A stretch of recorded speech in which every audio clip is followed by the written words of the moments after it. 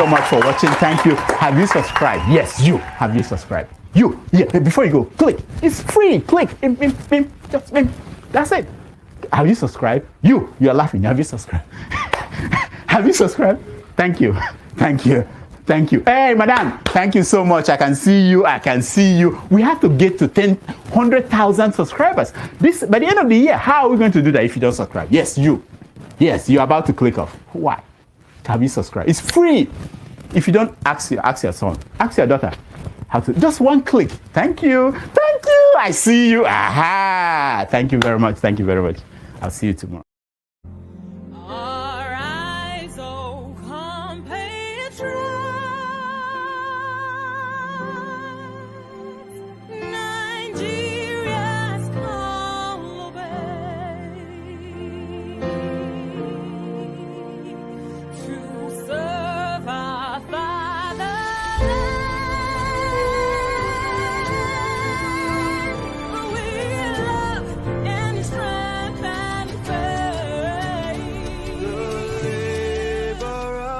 Our heroes past shall never be in vain.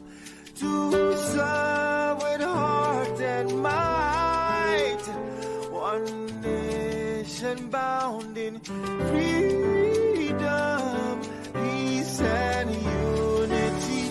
Hey, that's so. Yeah. Oh, yeah. Arise, O compatriots. Nigeria call obey to serve our fatherland with love and strength and faith. The labor of our heroes past shall never be in vain. To serve with heart and might, one nation bound in freedom. In freedom. In freedom. Peace and unity.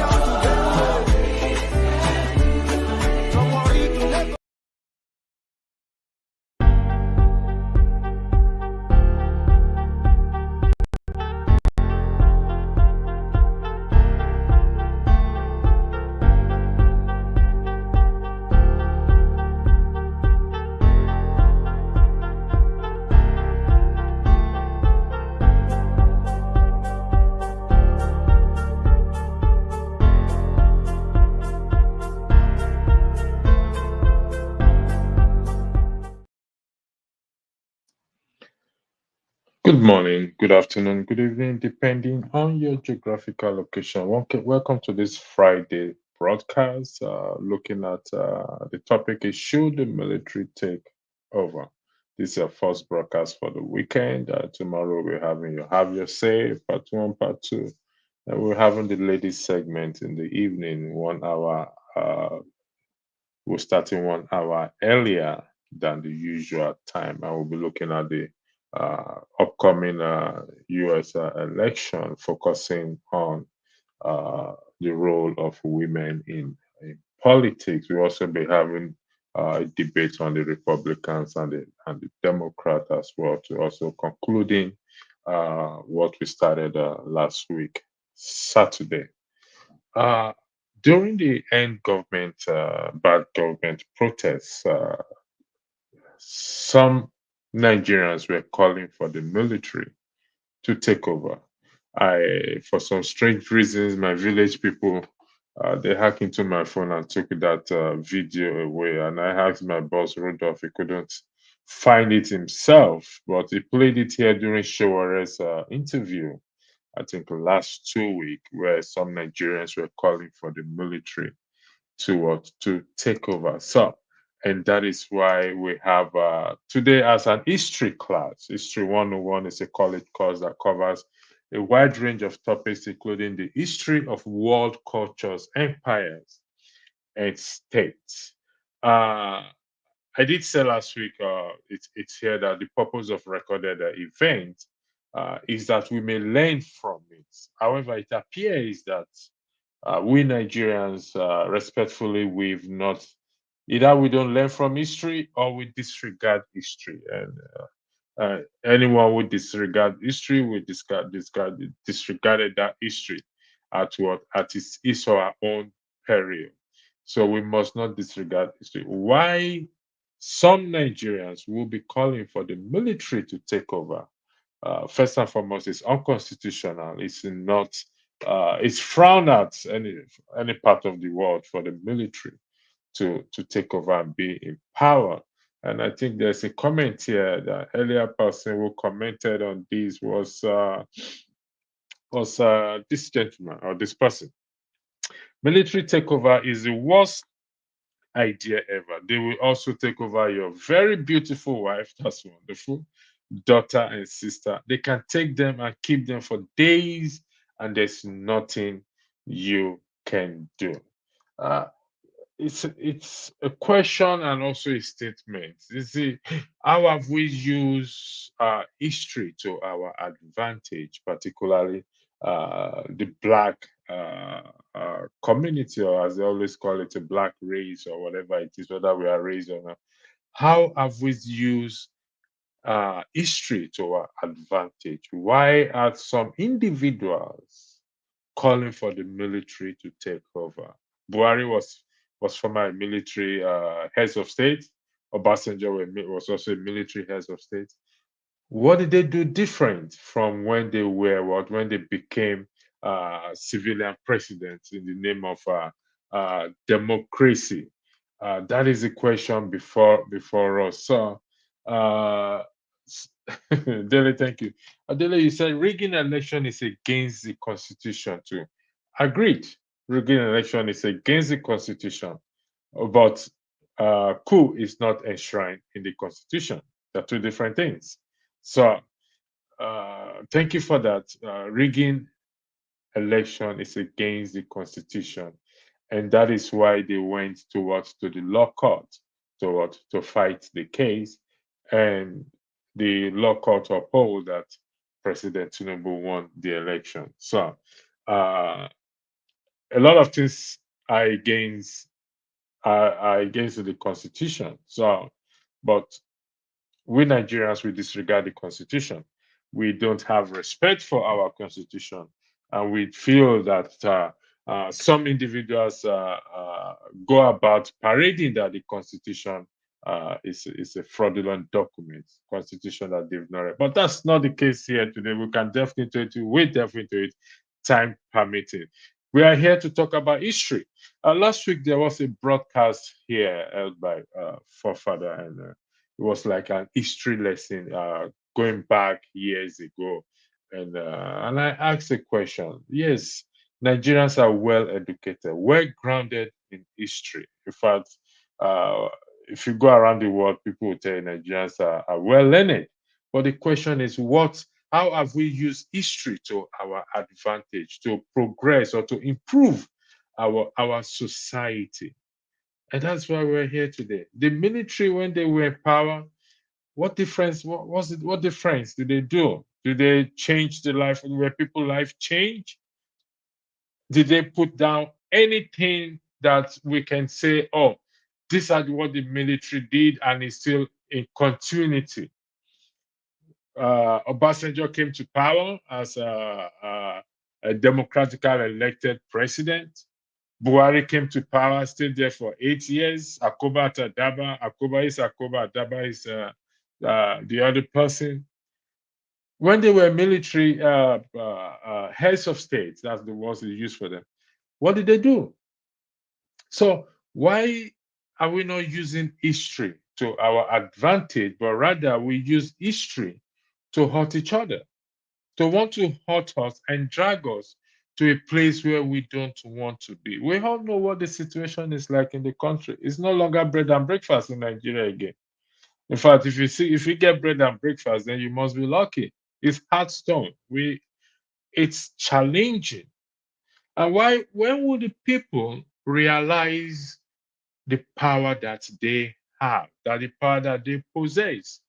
And if you go to the description and you read the description, it's well described there. We come across as this powerless people. We can't say, we can't do anything. Our everything about us is gone, even our dignity and everything is gone. So we are now turning to the military that we know they are dictators, military that we know very well when they were in power what they did. Imagine the amount of money that Abacha looted or stole. They said we shouldn't be using loot or whatever. It's not corruption. He stole the amount, the money. They are still recovering some of them today. Now, some of this money have been repatriated back into the country, but yet you can't see any difference or change it has made. So we are here today to ask ourselves this: how have we used history to our advantage? And we are calling for the military to take over. Yeah, Augustine. He said, what now happens when they go to the courts? What has the judiciary done about it? Sorry, I think that's a typographical error. It meant to say the law court, COURT. What now happens when they go to courts? What has the judiciary done about it? There's nothing the judiciary can do about it again. It's all in the hands of the people. 2027 election is coming up. So it's for the people, for us, when I mean the people, you and I, to focus on what we need to do prior to that 2027 election. So the judiciary have passed their own judgment. We have a president there now.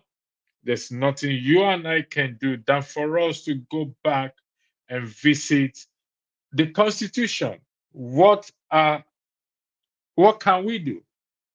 You know me. Everybody knows my Bible or my quotation. What I strongly believe in, what I stand on, which is the section 68, 69, section 110 of the Constitution. Is there? That is my national anthem. I've been singing this for donkeys of years, and I will remain standing in that position, on that position, not turning to the left, not to the right, not looking backward, all the way forward. So the judiciary has done what they know best to do. We don't agree with them. We don't agree with the outcome. But the question is, or the issue is, what are we going to do about it? What will you do about it? Yeah, Mr. Doyle, thank you for joining. You said the military should take over. On what ground or basis are you saying the military should take over? If you can give me one or two reasons. I mean, you can't just say the military should take over if you don't have any reasons. For saying the military should take over, what you are admitting to is the citizens are powerless. Because we're going by the definition of democracy. Government what? Of the people, by the people, and what? And for the people. So the military is not democracy. Yes, we may not be seeing democracy as it should be in Nigeria. And who is to be blamed? You and I. We can't blame anybody. It's you and I, the people, the people, the people, for the people, by the people, with the people. It is you and I. So give me two reasons why you now said we should what the military should take over. So, Mr. Adefenwa Cole, I will appreciate if you give me two reasons for that. The military is more corrupt than the civilians. So you can see that's a counter argument, Mr. Dewale. So you need to counteract it if you say the military are not as corrupt as the or more corrupt than the civilians. You know that things are falling apart when the civilians begin to advise the military to take over. Only the military without balls are told when they need to take over. You know that things are falling apart when the civilians begin to advise the military to take over. That is not no, sir. Respectfully, while I acknowledge your opinion, the civilians, which is you and I, we have the power. Any country that you see practice true democracy to a large extent is down to the people. It's going to be challenging. Nobody, I'm not under that illusion that it's going to be an easy thing for us to do, but it's not impossible. It's not impossible. We can achieve. You see, as long as we keep telling ourselves that we cannot, then we will not be able to. That is how powerful our words are. As long as we keep telling ourselves, we keep drumming it on our head, and it's like when you tell a lie and you emphasize on that lies and you build on that lies and you people believe it, that lie become an establishment. That is what we are doing to ourselves. So we can't blame anybody for what we are doing to ourselves. We are supposed to push positive thing out there. Push positive thing out there. Tokwe, you said even with the so-called democracy we have now, the people are still powerless. That's not correct. That is what you see. This is the message we have to push back against. Why will you say the people are powerless? What attempt have the people made so far for you to come to that conclusion that the people are powerless? Will you say you are powerless? If you can say you're powerless, if you can be bold enough to go back to that keyboard and type that, yes, you are powerless, then I will understand your argument. So I look forward to you saying you're powerless. You can do anything. You can do anything about your situation, about the Nigerian situation, not a personal thing, please, about in the context of Nigeria or in the context of government and governance, that the people are powerless, they can't change that. Just type that, then I will understand where you are coming. Mr. Diwali, I am still waiting for your response. I I beg your pardon. Cole, you said the military should take over. I just need you to please give me two reasons. One reason why you are advocating for the military to take over. I want to know that. Just give me one reason, please. Thank you, Tokwe. If the court can't properly protect the right of the citizen to elect a righteous leader and people are suffering, there is a desperation to change things by any means necessary. Yes, we are desperate to change the narrative. We're desperate to have a good government, but not by any means necessary, not by the military. Even if it's by any means necessary, not what? Not by the military, because you cannot predict what will happen next. Come on, take a look at the past military heads of state that have been in power. Just tell me, what did they establish that has continued up to date? Even the Obasanjo and the Buhari that we know. Yes, Yara was Yar'Adua military heads of state once? I think so. So did they come back? Did they continue from what they left behind or what they established behind? Buhari was 8 years in power. What did we get? Just tell me what, if you can tell me one positive thing the country benefited, or what policy or legacy it left behind for Nigerians to say and look back and say, oh, yes, when he was voted into power, I asked a question. What did this man forget in Aso Rock that he's going back to collect? Did he forget his wallet that he's going back to Aso Rock to collect? What did he forget? What good will it do to Nigeria? You see, it's about the people. I'll keep drumming this into our ears. It's about us. When I mean the people, I mean Nigerians in Nigeria and the ones in diaspora. It's about us. Only we can change the narrative of that country, not the military. Only the citizens can change the narrative. can change, can turn that country, and it's possible for us to turn this around. If we stop pushing this negative narrative that we are powerless, if we can just stop pushing this negative narrative that we are powerless, so the military can come and take over. Listen, the same us that are asking the military to take over is the same us that will regret it later on. No one else. It's just you and I. Thank you for that. Adefewa, I'm still waiting for you. Rike, OBJ, Buhari, David Meti, all are soldiers. They ruined Nigeria. And that's a fact. It's not because it sits with my narrative. No, it's a fact. Just look at the state of the country today. Let's go back history. We're talking about history. Some will come and say, oh, the elites are the one, the elites are the one. What's the definition of elites? I think I need to check that dictionary definition of elite. What is the elite? It's time we start to use history to our advantage. But we don't. We will talk about colonialism every day. The colonial master did this. Our brains are wired, this and that. Nigeria is a many nation. If Nigeria is many nation, then for crying out loud, split it.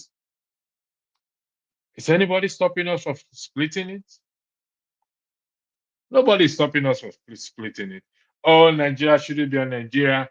The amalgamation, they brought us together. We should. All those ones are part of history. How have we used it to what? To our advantage. The purpose of recorded event, which is history, is that we may learn from it. How have we learned from the history of the past or past history, and how have we used it to our advantage? We have theologians, we have historians. One of our panelists here, Mr. James, who is vast, respectfully vast in history. We have Seko and those who know. How have we used history to our advantage? That is the question before every one of us. The link is there if you want to come and join and educate us and point to us how we have used history to our advantage. We have to push back on this negative narrative that we keep saying that we are powerless. We are powerless. We are powerless. No, we are not powerless. Waski Henry, you only give what you have. The people have been denied the study of history. Jesus, Lord have mercy. In this age of information technology, in this age of Hello Google, in this age where you can use all you just need to say is, hello Google, tell me what year Nigeria was founded. They said we have been denied the study of history. Am I the only one crazy here? I don't understand. Who denied? Okay, the question is, who denied us the study of history? Abi, please help me. You are one of the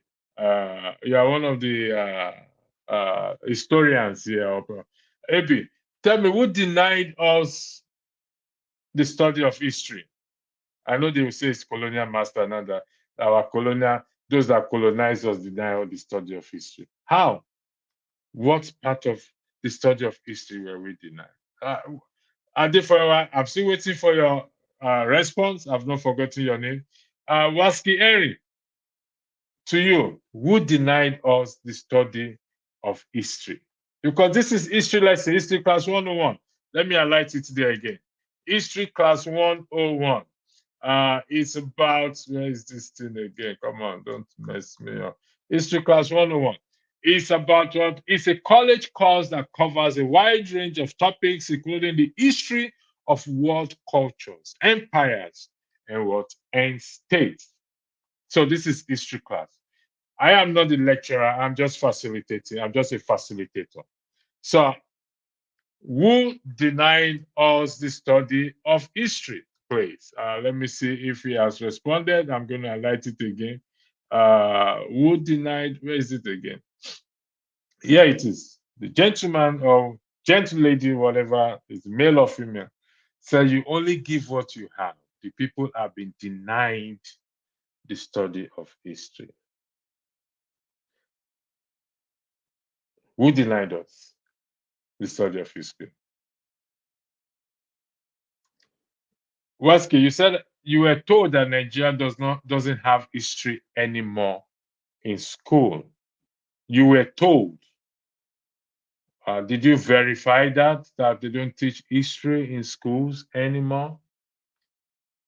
And if, let's just say, for the argument, they don't teach history in schools anymore, how does that constitute to the claim that you were denied the study of history? Again, as I said, in this day and age of information technology, you and I were not denied the study of history. And what history do our children need to know? How Nigeria was formed, how we were taken as slaves. History is important. So, if we were denied, if they have been denied the study of history, what are we doing about it to have this history taught again in the school? What you and I are doing to have this history? What are the parents doing? That's why I said the power is in our hands. The change is in, what are the parents doing to have history, our children study history all over again? Are we just going to fold our hands and say Sarah Hi, whatever will be, the future is not ours to say Sarah Hi? Is that it? Huh? What are we doing? Or what are we going to do about it? If this, your allegation or your claim is correct to an extent, to a large extent, it's not correct. But for argument's sake, if it's correct, what are we doing about it? Those who argue history, those who know histories, those like people like I'm going to mention them, Sequoia. I'm expecting them to come on board to come and discuss this history 101. How have we used this history, past history, to our advantage? The purpose of recorded event is for us to learn from it. The time of Hitler, there's this campaign that this must not repeat itself again. The atrocity committed by Hitler, it must not repeat itself again. We have the genocide. People try to prevent genocide from happening again. So, how has the black man, I hate to use that word, but I'm going to use it. How has a black man used history to his advantage besides just complaining and saying we are powerless? Is it not the same history? America, United Kingdom, Canada, those countries that are prospering. You even Dubai, that is a desert land, made it habitable, a desirable place that people wants to go today.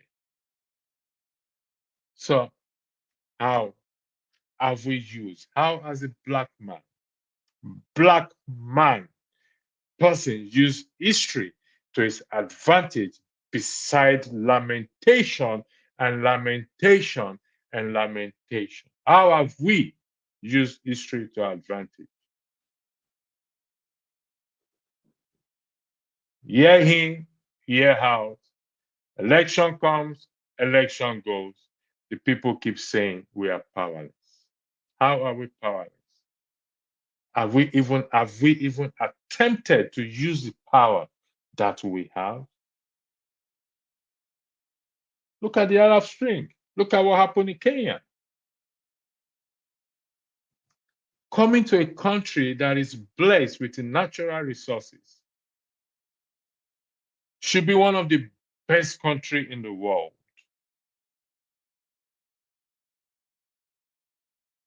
We have the sun that we could tap into to use our solar system. In fact, Nigeria should not be dependent on electricity at all. Solar system.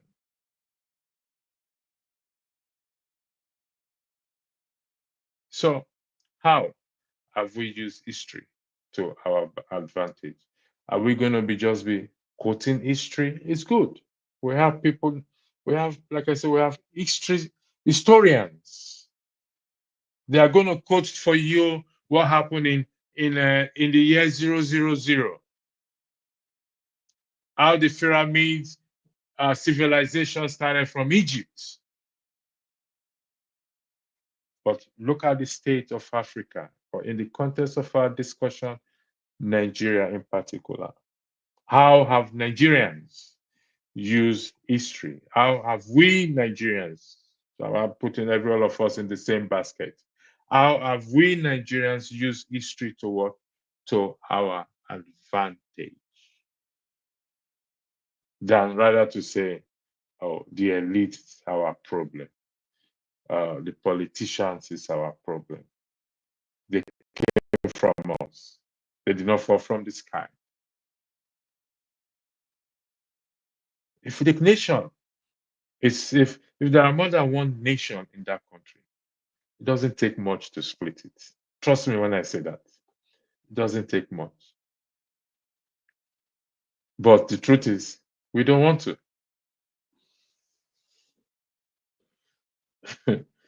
Let me say the business. I saw something else again. Nigeria is still busy fighting. 1960, 66, blah blah blah. Maybe, maybe. I wish you could come on the board because I need you to answer this question for me, please, if you don't mind. How have we used history to our advantage, please? Because there's history everywhere. We can assess this history anytime. We don't even need to go into the classroom again. That's just the fact of the matter. We don't need to go into the classroom to get this issue.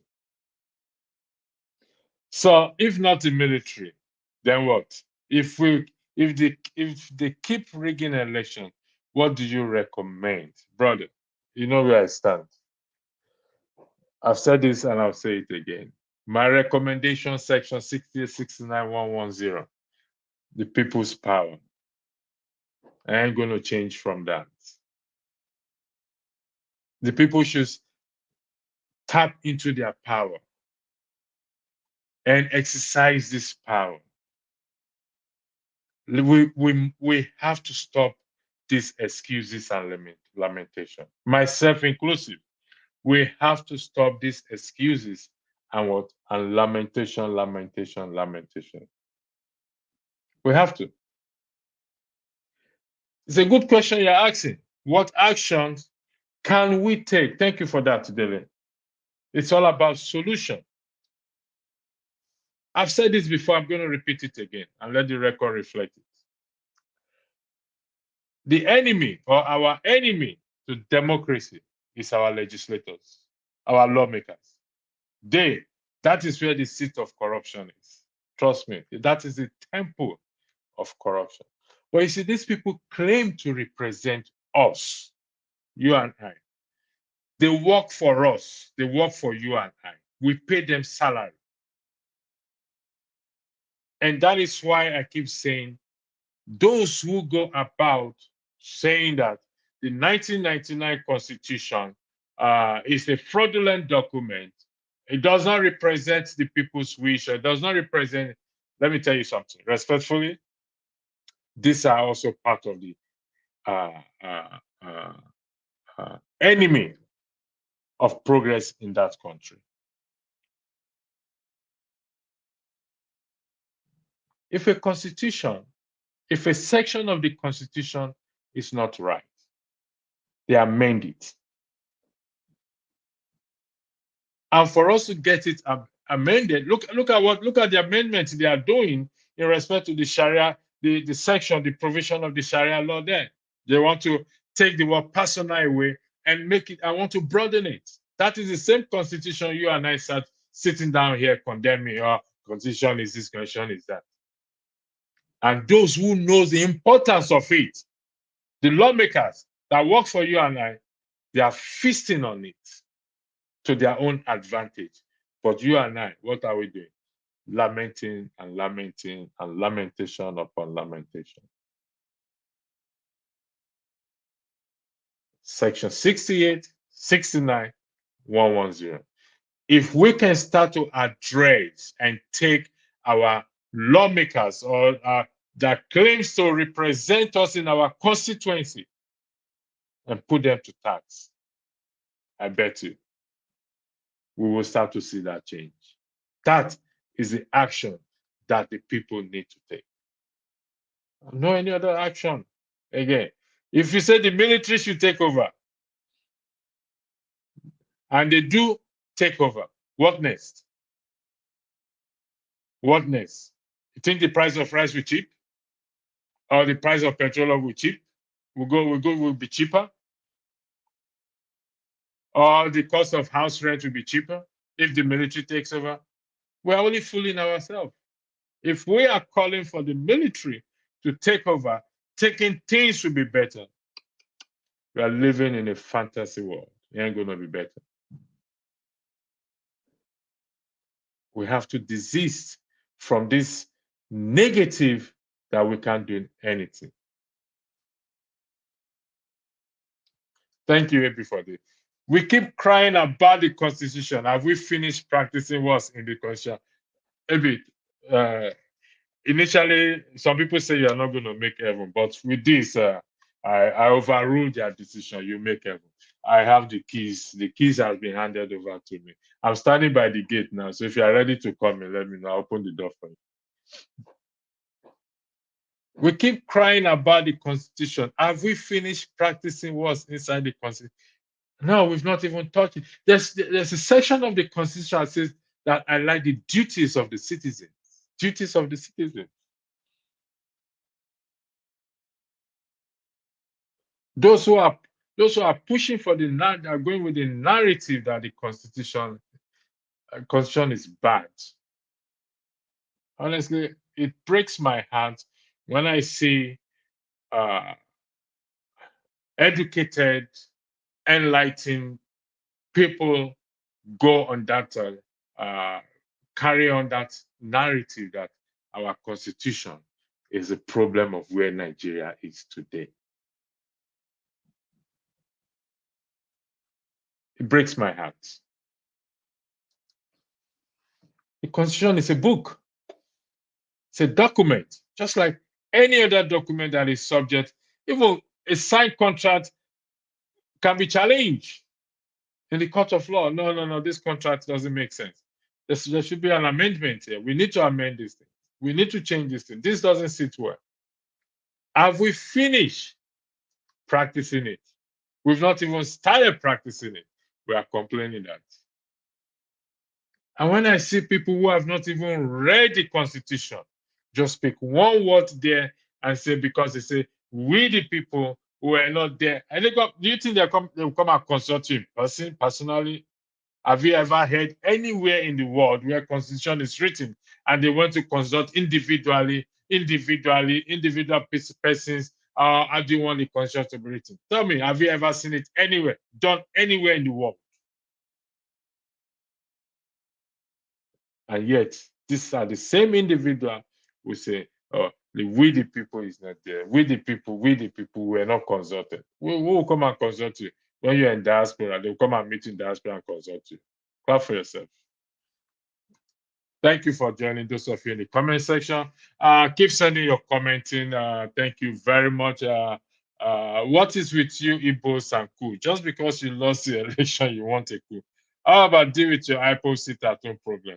Madness. Antina, please don't upset the IPO people. I just got to beg you. I don't want to fight this evening. Thanks for your super chat, Tokwe. Thank you for that. Back to the live comment again. And sorry, let me take this down. What's your name again? Come on, there's a live comment. Antina, you see the IPO people. like I said again, each region should go and develop their region. If they want any sympathy from anybody, develop your region. Build the dam, build the port, tie the roads, provide electricity for your region. Then you will gain people's sympathy. Outside that, you gain nobody's sympathy. You only lament and lament and lament. If the region, the Ogoni or the Jaw region say they want to break away. In fact, a few days ago, I was talking to my cousin, and the road that leads to my village, he said the recent flood there, the road is now bad that you have to stop at the point of the road and take a canoe and go to the next continue your journey to the next point where the road starts all over again. That's madness. And if they tell you the amount of money that was used to construct that road, it will amaze you. So let's develop our region if we want sympathy from anybody. Without that, ain't going to get sympathy from anyone. Develop it. Then people will know that you're really serious, you want to break away. People will know that you are really serious. Either IPOB, either Yoruba, either the John Nation or the Ogoni Nation. Doesn't matter how many nations they said is in Nigeria there. Start to develop your region. The federal government is not stopping you from developing your region. Use the little resources you have to develop your region. Make these provisions for the people, and the people will now support. Yes, it's time for us to break away.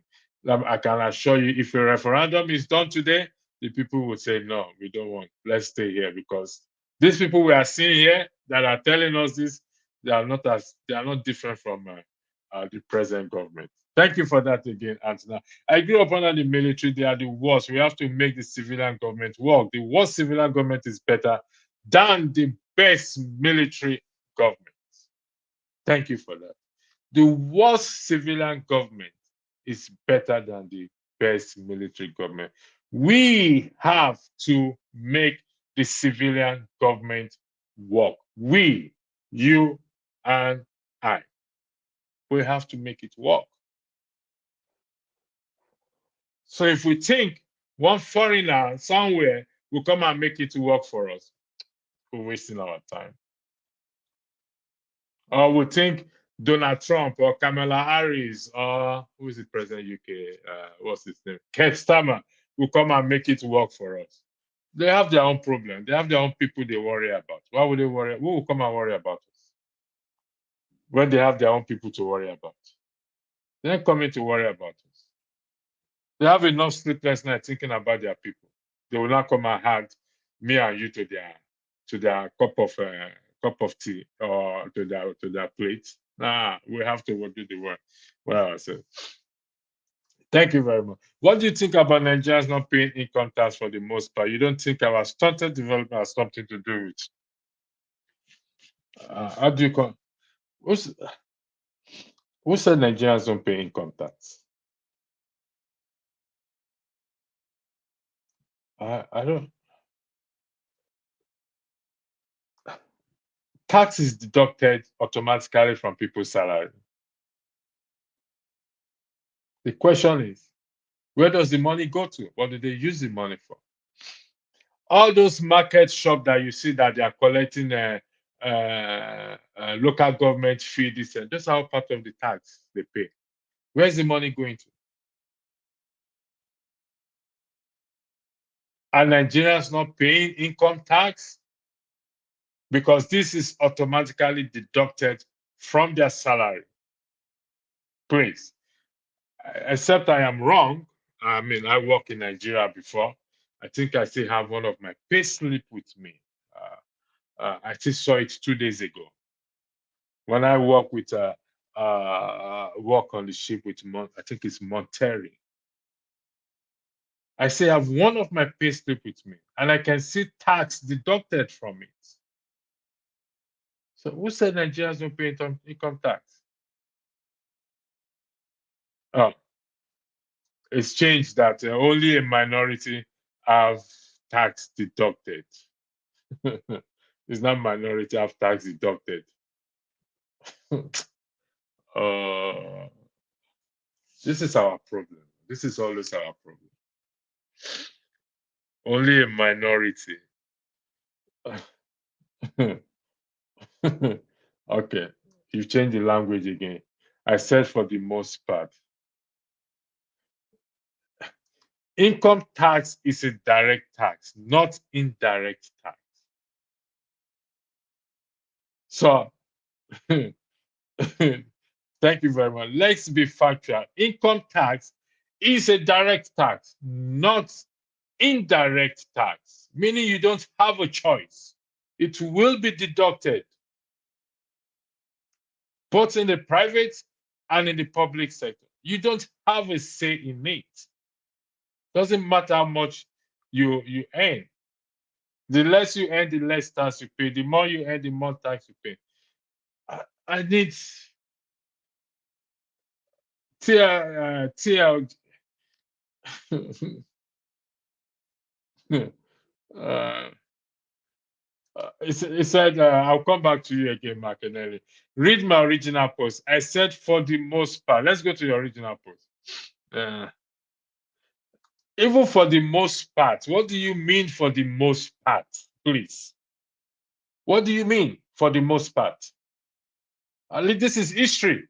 We're talking about history. Income tax is part of history. History 101. We're in a classroom now. I'm not the lecturer. I'm just a facilitator. The lecturer will soon come in. I'm standing for the lecture until the lecturer comes. What do you mean by the most part, please? Could you clarify yourself if you don't mind? Because here, Martinelli said income tax is a direct tax, not indirect tax, meaning it's deducted automatically. It's not a choice. You don't have a choice in it. It's where the money goes to and what the money is used after. We should be talking about. So, what do you mean by most parts? For the most part. Most part of what? Most part of the year 2000 and 1977 or 1960 or the year 2000 that we are? Or what do you mean the most part? There's nobody to get my payslip for me. I probably will step aside and go and get my. I still saw my payslip that I carried one payslip with me when I left Nigeria to where I am today. I carried one payslip with me, and I can't argue that there is a part there that tax was deducted. I've just read your original post. What do you mean by the most part? You mean I mean the majority of people. Listen, my brother. I don't think. Thank you, Martinelli. Directors has different types. It's mandatory. It is mandatory. Even the private sector deducts tax. Whether they remit it back to the government is what we don't know. The private sector deducts tax from their employees. Do they remit it back where they're supposed to remit it back to? That is another argument on its own. But say people don't pay tax. No,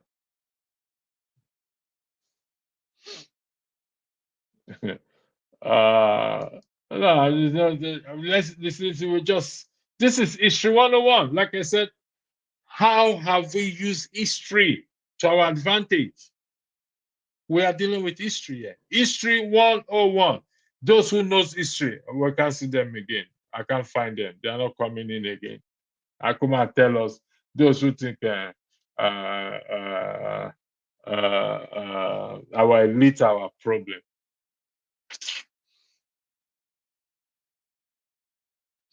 Macanelli, don't get angry. Eh? If you don't let your blood pressure rise because of certain people. We need to be factual, not be economical with the truth. It's really annoying. I know it can be annoying. I know it can be annoying. So, I beg. How have we used history to what? To our advantage? It's very important. The purpose of recorded events is what? Is that we may learn from it. The purpose. If you go to the accountant general and ask the accountant general how much is remit, how much they make, is the accountant general, whatever it is, how much the government realize on income tax, it will blow your mind. Then you ask your question, where does this money go to? It will blow your mind how much income tax they realize every year. It will blow your mind. Okay, Mark Nelly, we'll take a short break and we'll be back after the short break. So stay tuned. I'm coming back here. We'll continue with this.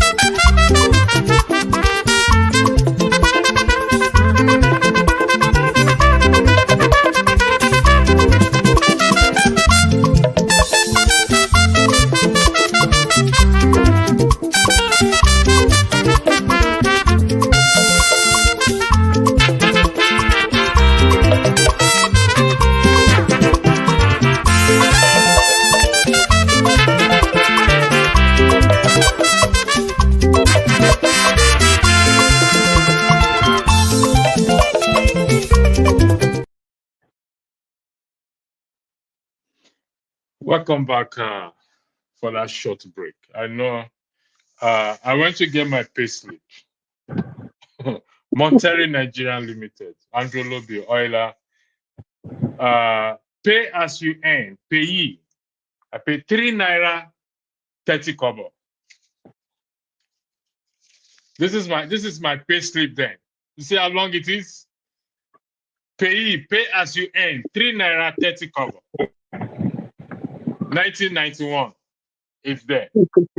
My gross pay was 1,327 naira 50 kobo. Let's face the fact here. People pay tax. What have we done? How have we used history to our advantage? So, if at 1991, Welcome, Mr. Tony, on this wonderful first broadcast for the weekend.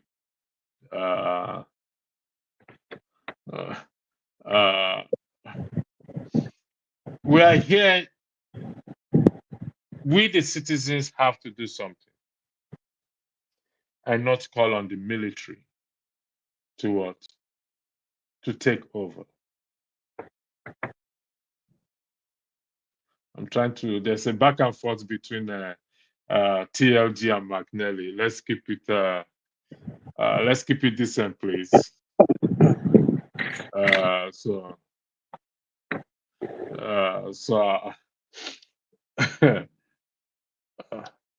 The floor is yours. Thank you. Good evening, and good evening to everybody who is listening. I think it's an interesting topic.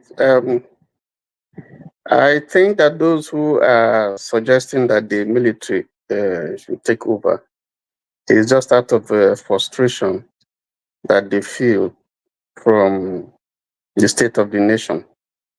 But that can't be the answer, because we spent a lot of years trying to chase the military out. So if the military was so good, why did people die? Why did people have to go to the trenches? Why did people have to go abroad and fight? It wasn't an easy fight. And so apart from the fact that it's even treason to make such a call, but let us look at it on its surface. The military has spent more years ruling Nigeria than the civilian government. In fact, they are part of the problem, or they were part of the problem that has retarded Nigerians' progress since independence. And I say that because if we had pursued regionalism when they took over, they introduced a unitary system ruled by decree. They destroyed the regional system that we had that brought progress and competition to every section of the country. So every country was producing, was moving at a strong pace. Things were much, much better then. Now, if you compare that period to the period of the military, you'll see a gradual retardation. Apart from the squandermania and the looting, because you can't question the military. Yes, there were a few things that they did, but in terms of development, moving Nigeria forward, you want to wonder, why is it now that some people are calling and asking that we go back to the regional system that we had? The creation of states that we have today have thrown Nigeria to a situation where bureaucracy is so large, the cost of administering the nation, the officials that you need and all that, there's so much now that even people are saying that, even this system, questioning this system that we are running now in the presidential system. So for me, I think that that's not the way to go. I think that our power is in our vote. I mean, in Mozambique, there was an election on Wednesday. And the ruling party that was there since 1966, since independence, 58 years, they were booted out because the people felt that the government was no longer going in a way that would positively bring progress to the country. So you have the opposition now in power, and that's the power of change. If the nation is not working well, Nigerians have the power through their votes. And the problem is that they have not been disciplined in the use of their votes. We are easily, it's easy for us to just sell our votes because of for a mess of porridge. So the problem is not with leadership. If the leadership is bad, that's why there's followership that will stand and say, no, we don't want you again, and put them out. It may take some time, But that is their power, and that's the way to go. And they shouldn't be influenced by the things that we're seeing around the West African coast. Maybe because they see one or two or three places where you have military there, and therefore are being influenced. No, I Thank you. think that we can still rework the system in a way that will benefit the entire country, and it's through the use of your vote. Thank you. Welcome, Revolution and Man of Prestige. There's this narrative that we, the people, are powerless. We don't have power. We can't do anything about the situation. During the end bad governments, some individuals are calling for the military to take over. Mr. Tony just said it's about frustration. The people are frustrated. If we are indeed truly frustrated, I'm not dismissing that. What happened to our power? Should we be pushing this narrative that we are powerless? We can't do anything about our situation. How have we used history to our advantage rather than us having to lament?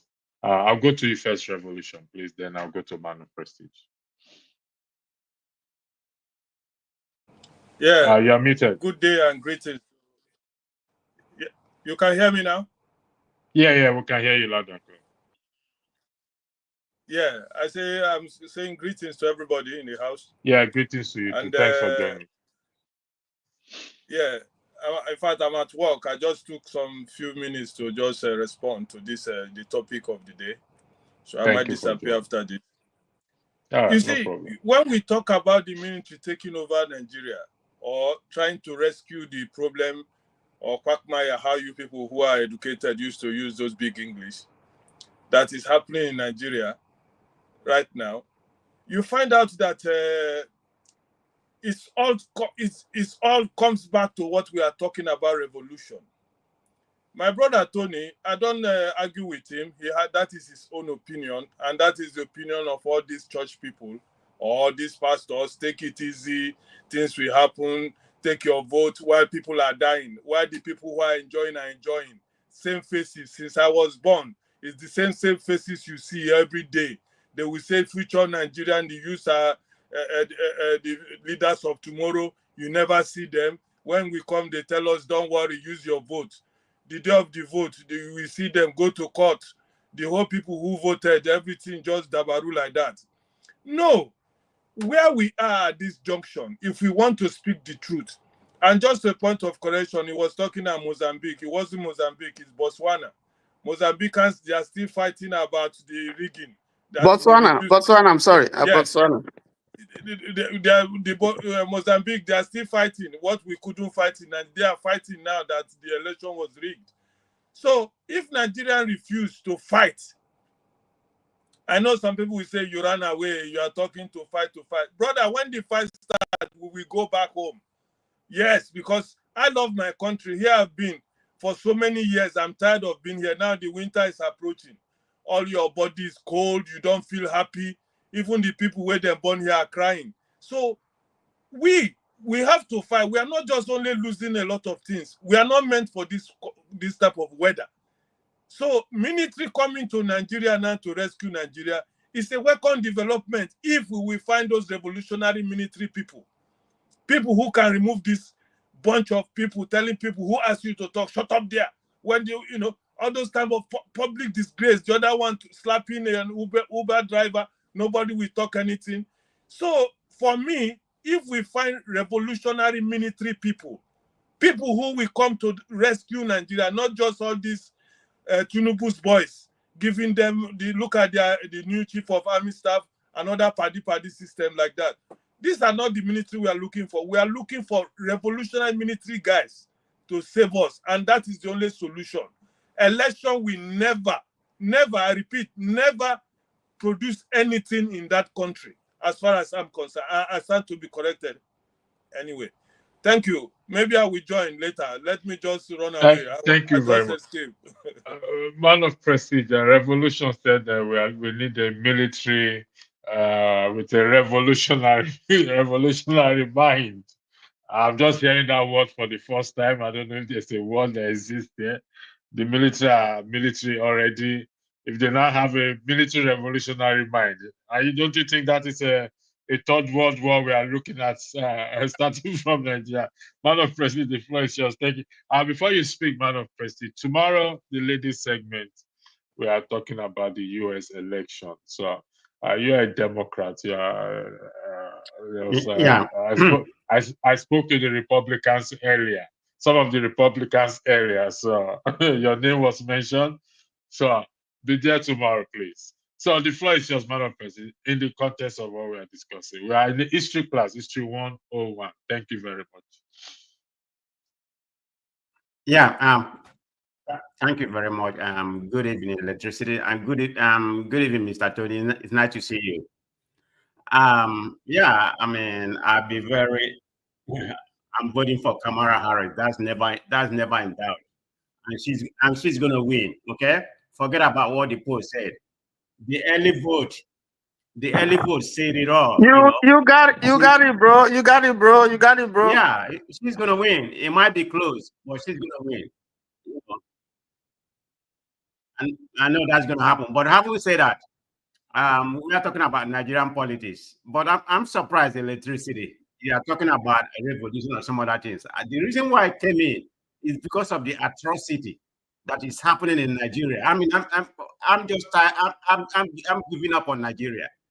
Look at what happened today. I thought that's what you're going to be talking about, unless we're going to talk about it tomorrow. Look at the teenagers. What happened today? Look at the teenagers who are charged for treason.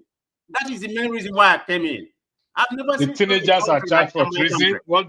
Sorry, I am not informed about that situation. Nah, we can talk about it. This is history class. Okay, we can talk about anything except the U.S. election. That is for tomorrow. So, everybody has seen it. What happened? I mean, about 30 something teenagers from age of 13 to 16. They are charged for treason. I mean, they came to court today. A lot of them were hungry. They fell out in the court. They have been in detention for the last 90 days. Is that the what country did they do? you want to talk about? Yes, I don't even know what to talk because I'm tired of Nigeria. I just come to talk to that. Forget about Man of Prestige. What did they do for them to be charged for treason? Those were those that were held in the north for flagging Nigerian flag during the demonstration. So there are lots of them. There were also adults who were involved. Okay. I don't have knowledge of that, so I'm going to be defending. But Mr. Tony, about 35 of them are teenagers. That's what's so annoying about that. Sorry, 1 second. Sorry, let me start. Soji Adamu, I need you to be respectful. Mind the language you use, please. I'm not going to repeat it again. So I'm going to take you off backstage, except you want to come in. You don't occupy space. You have to stop this habit of, you have to do better. So I'm going to take, you know what, there's no point. So, sorry, Man of Prestige, go ahead. Go ahead, Man of Prestige. Yeah. So, I was just saying, I thought that was the subject because there's nothing really for me to talk about when it comes to Nigerian space. I mean, Nigeria is like in the turmoil. I mean, nothing is happening, in that space anymore. I mean, look at the crisis going on in River State. I mean, where do I begin? I mean, there's never good news coming out of that Nigerian space. I mean, we can talk here till tomorrow. That country is gone. Okay, let's talk about this. It's an interesting story to talk about. I remember it's during the protest they were raising the Russian flag, if I'm correct, and I think we had this discussion once that I don't know. Go ahead, Man of Prestige. Somebody needs to fill me in this. Pansat, welcome for joining. Man of Prestige, I'll come back to you. Pansat may have. Okay. Pastor, do you have more information on that in that regard, please, so that we can have this to talk about? All right. Well, let me take a moment to say hello to everybody here. Obviously, I'm so happy that you raised that topic because it's hot right now. It's quite a revelation. So I'm going to post a video. Let me look which one is the best one that is short, that goes to the heart of the matter. So we can all then watch whatever the news is about it. Then we'll get back to it for the discussion, because you do need to be aware of what's happening, right? With DG went to court. That's what you're talking about, right? The people. Yeah, that's what Man of Prestige raised. This, first and foremost, this is history class, history 101. So it's part of history we're talking about, please. So I yield back to Man of Prestige to conclude, but as he's talking, I'll post something for you on the private section. Okay, Man of Prestige, the floor is back to you. Thank you. Man of Prestige, are you with us? Okay. Yeah. Thank you very much. Okay, so, right. I mean, what is the topic you are talking about? Because I just joined. I was not following. Apart from what I just mentioned. You just raised an interesting topic now in terms of the youth being charged for treason for raising the Russian flag. Is there anything like that in the Constitution? I've not come across anything like that. Yeah. Oh, I'm surprised. Have you been to a Nigerian space today? I mean, it's going all over the country. No, I've not. Today is a special day for me, so I've not been. I even forgot. I shouldn't have even set up a broadcast, but I've not been to Nigerian space today. My so what is so special today about you? Is that your birthday? I'm alive and well. Huh? I'm alive and well. I think Mazi is okay. Did something on that today on his platform. He put out a video, to do with the court case. Posted.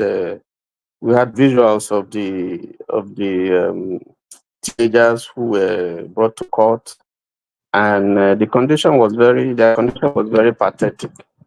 But just looking at that, it just, I first of all, I was thinking that if these were teenagers from the Southeast, I think because we have discussed this here on the platform, I think a lot of people would say that it is because they are from the Southeast. That's why they are being treated that way. But they are not from the Southeast, they are from the North. And they have been there for over 90 days. And the condition in which we saw them is pathetic. You can even see Mr. Tony, should anyone be treated that way in the first place? That's the issue. First of all, they are teenagers.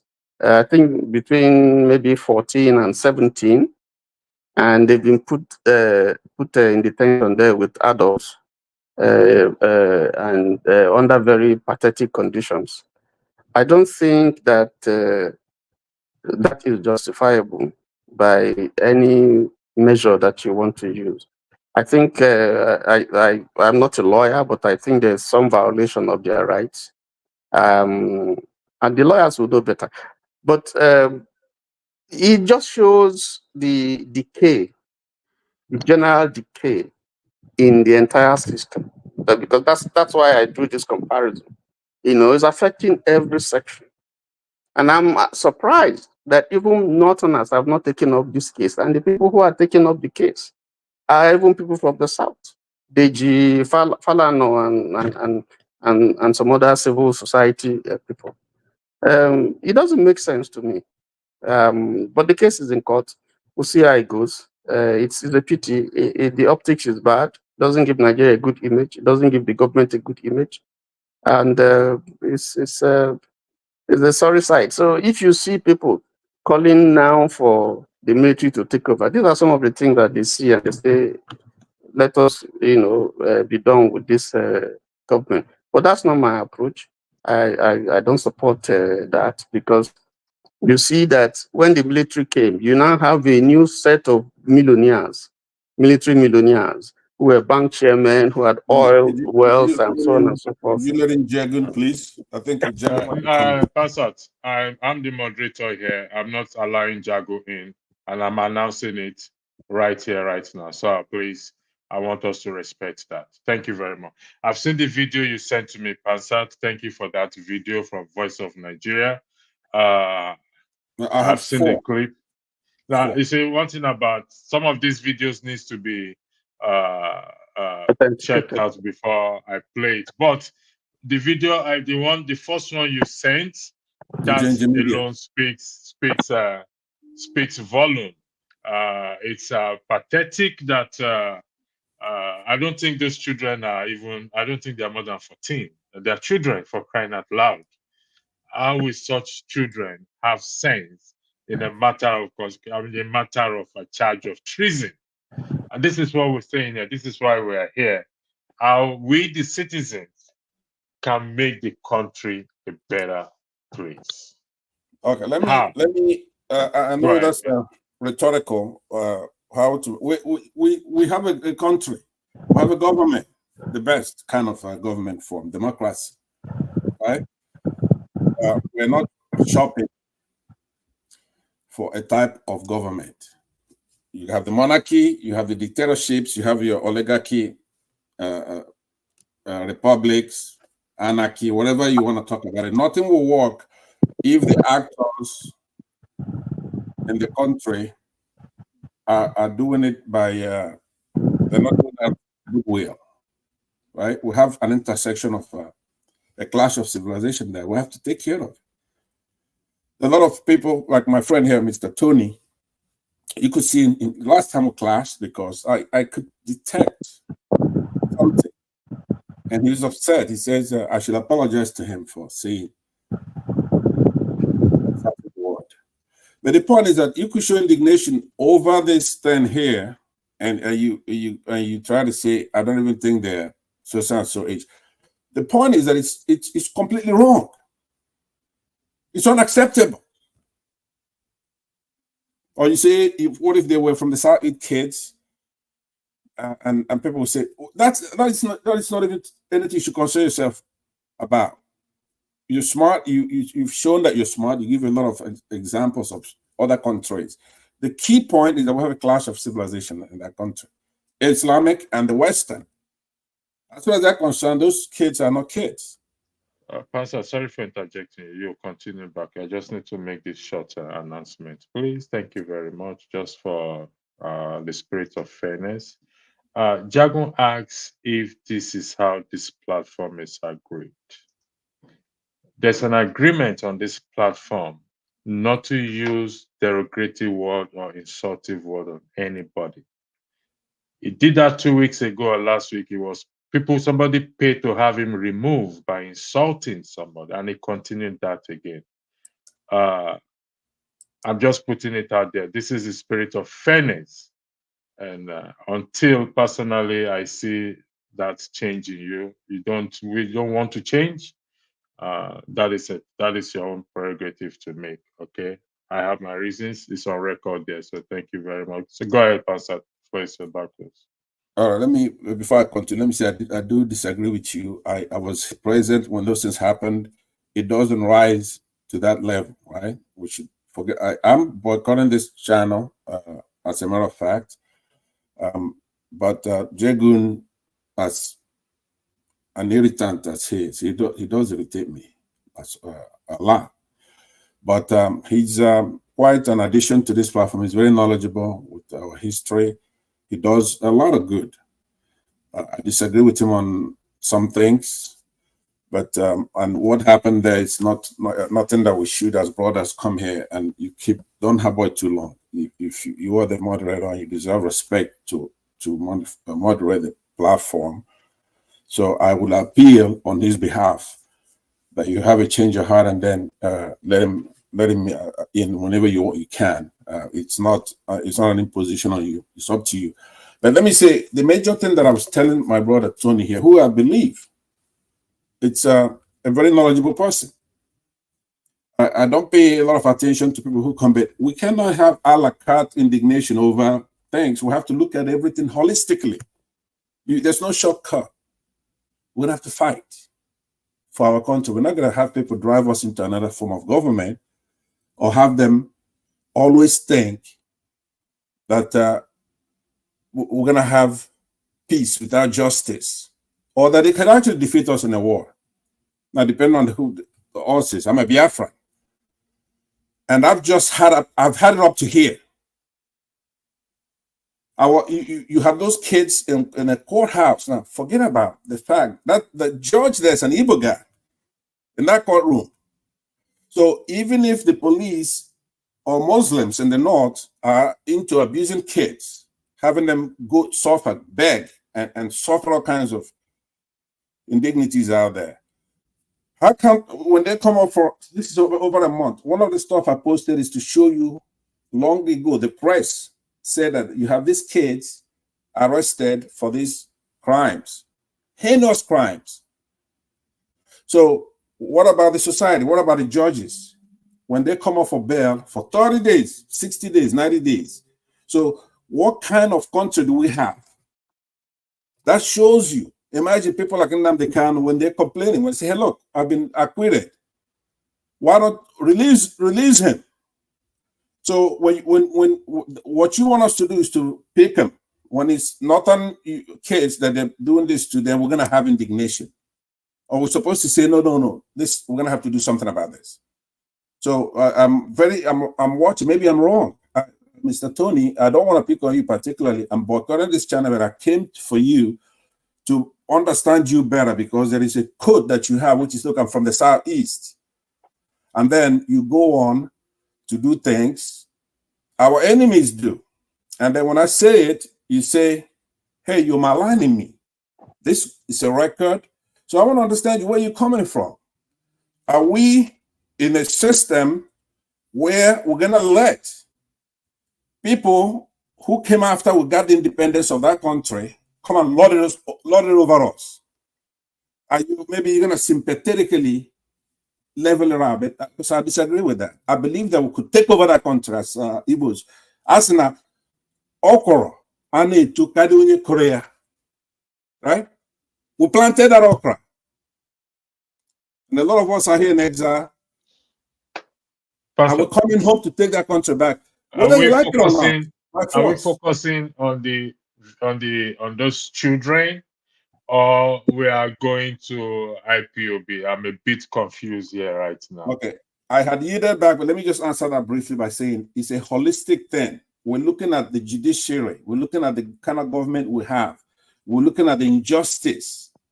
Now, we're adding another layer to it, which is the kids, the 14-year-olds, 15-year-olds. So I want it treated together. I cannot stay here where you captured some of our people, no matter how old they are, and the justice system is unfair to them. And then when you have Northerners now suffering the same thing, no matter what age they are coming under, then I'm supposed to get upset just because of that. I'm upset because of the whole thing. Thank you. Yeah, I can agree with you that we should be upset because of the whole thing. You want to respond to that, Mr. Tony? Yes, I want to respond. I don't want to go back. Please, while we are responding, let's focus on the argument. Let's be respectful to each other, please. Thank you very much. Yes, Pansat referred to an issue, an altercation that we had in previous discussion on the platform, and the moderator asked him to apologize to me. He refused, but I let that go. Everybody there asked him to apologize. He refused, but that's bygone. Now, I am glad that the moderator listened to me. Everybody who is listening to me and listening to my point. Honestly, I don't understand what point he's making. I have said two things that I said when we discussed about the military issue. I said I don't support it, and I give my reasons. And then when we talked about the issue of the teenagers who were in detention was brought up, I made my point very clear. And if you don't understand what I said, you should ask me. What I said, I summarize it very clearly. I said that it was wrong, and that it shows the decay, the level of decay that we have in the government. And that may be why some people are calling for military rule, which I don't support. I also said that thank God these kids are not from the southeast.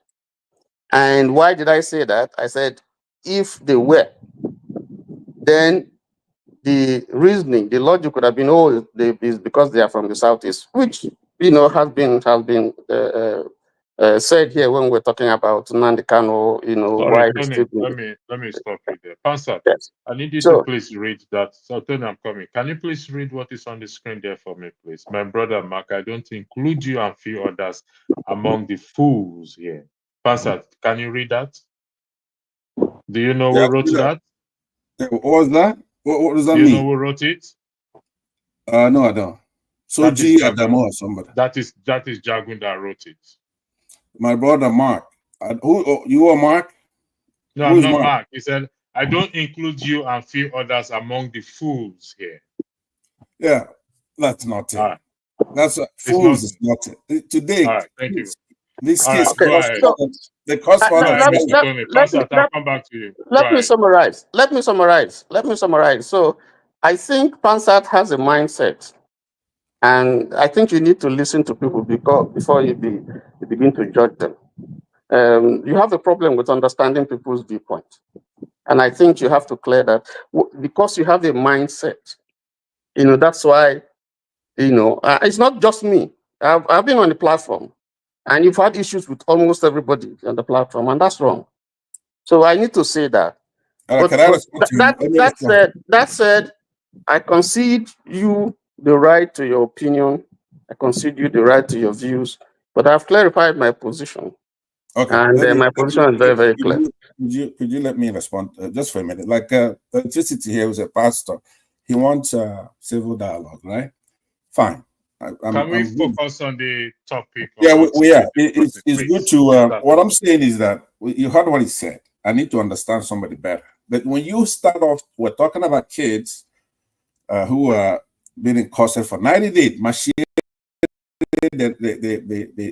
They treated them like they committed heinous crimes. So that's what we're talking about. Then you interject with a funny phrase. You say, it's a good thing these people are not from the southeast. If they were from the southeast, then it would have a different connotation. It'd be like it's tribal, right? That's weird.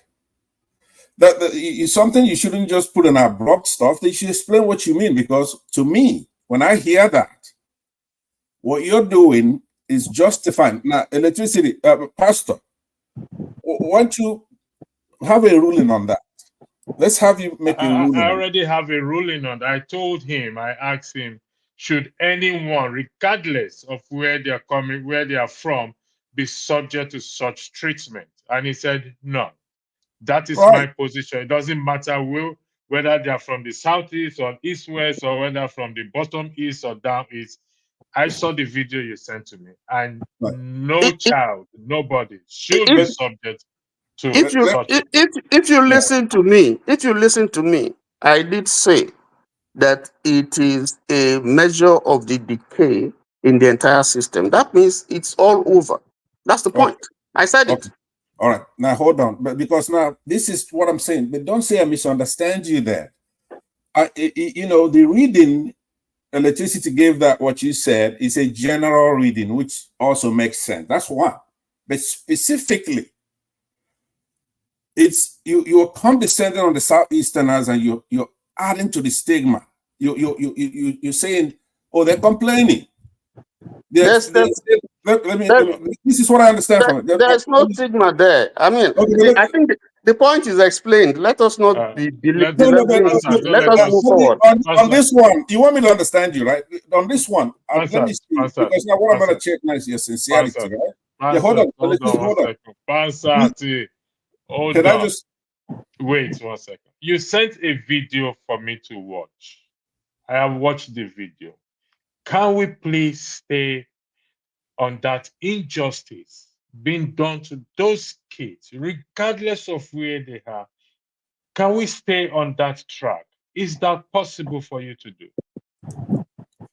All right, very well. I know it'd be too much to ask to have a 30 seconds to cap this one off with him, because I do want to understand him. I think he's smart. There's only two ways it could be. Either that he's here, and because he's smart, I give him that already, right? You know, from the first day I gave you that. But if you want to come here and you want to be understood, let me make it short for you. What part of the Southeast are you from?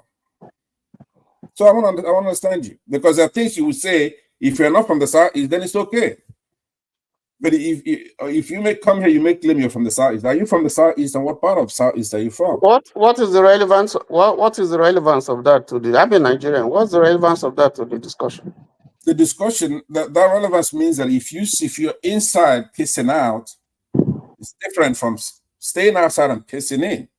You see what I'm saying? If you're not from the Southeast, you have to say, I'm not from the Southeast. And then my question is, what is the relevance of that to what we're discussing? The relevance is that we're discussing Nigeria here. We're not discussing Southeast or Southwest or South. I will go to the video. Because you don't pretend, right? Concert, you said I should give you 30 seconds. You're dragging this thing longer than necessary. I said, please. Give me just one last thing. No, Concert. I've given you enough last. You have tried. I give you credit for that. You have tried. No, move on. It's okay. So, let's take a short break, please. A 30 seconds break, please. 40 seconds break, and we will be back after that break, please. Thank you very much. Thank you so much for watching. Thank you. Have you subscribed? Yes, you. Have you subscribed? You. Yeah, before you go, click. It's free. Click. Just that's it. Have you subscribed? You are laughing. Have you subscribed? Have you subscribed?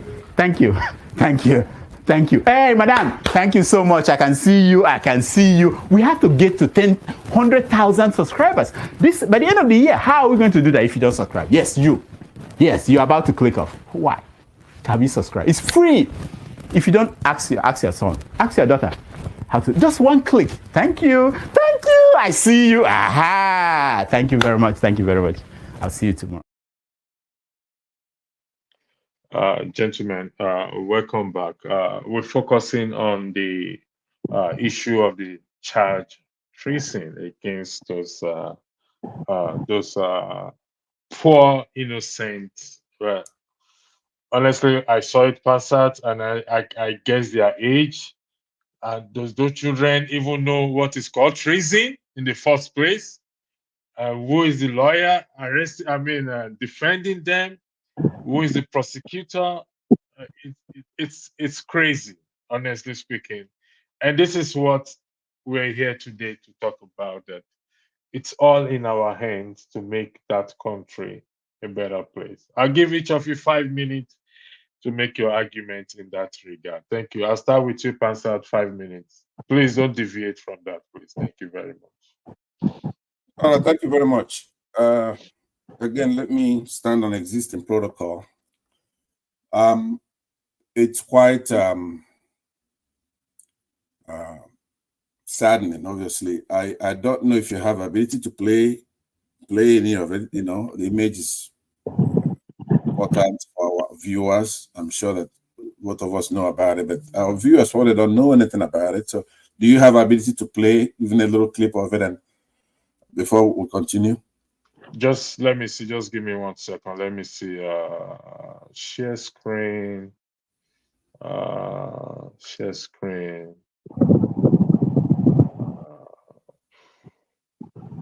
Hold on. YouTube. Where is it? Court arraignment of boys. Share screen. Can you see the screen? Yes. Can you confirm? So yes. I hope this does not violate YouTube procedure. I hope so. It's not their video anyway. No. That's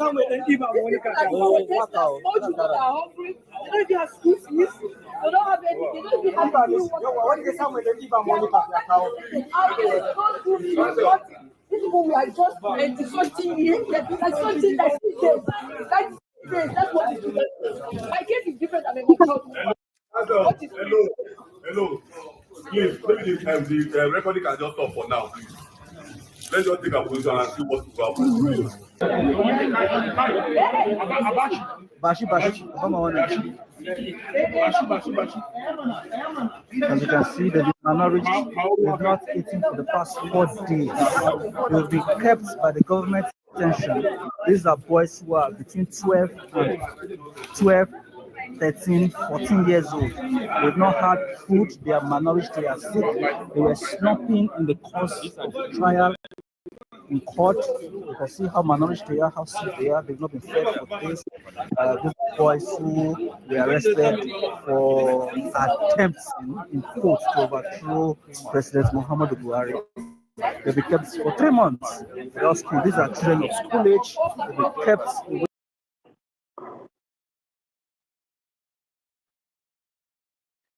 Yeah, welcome back.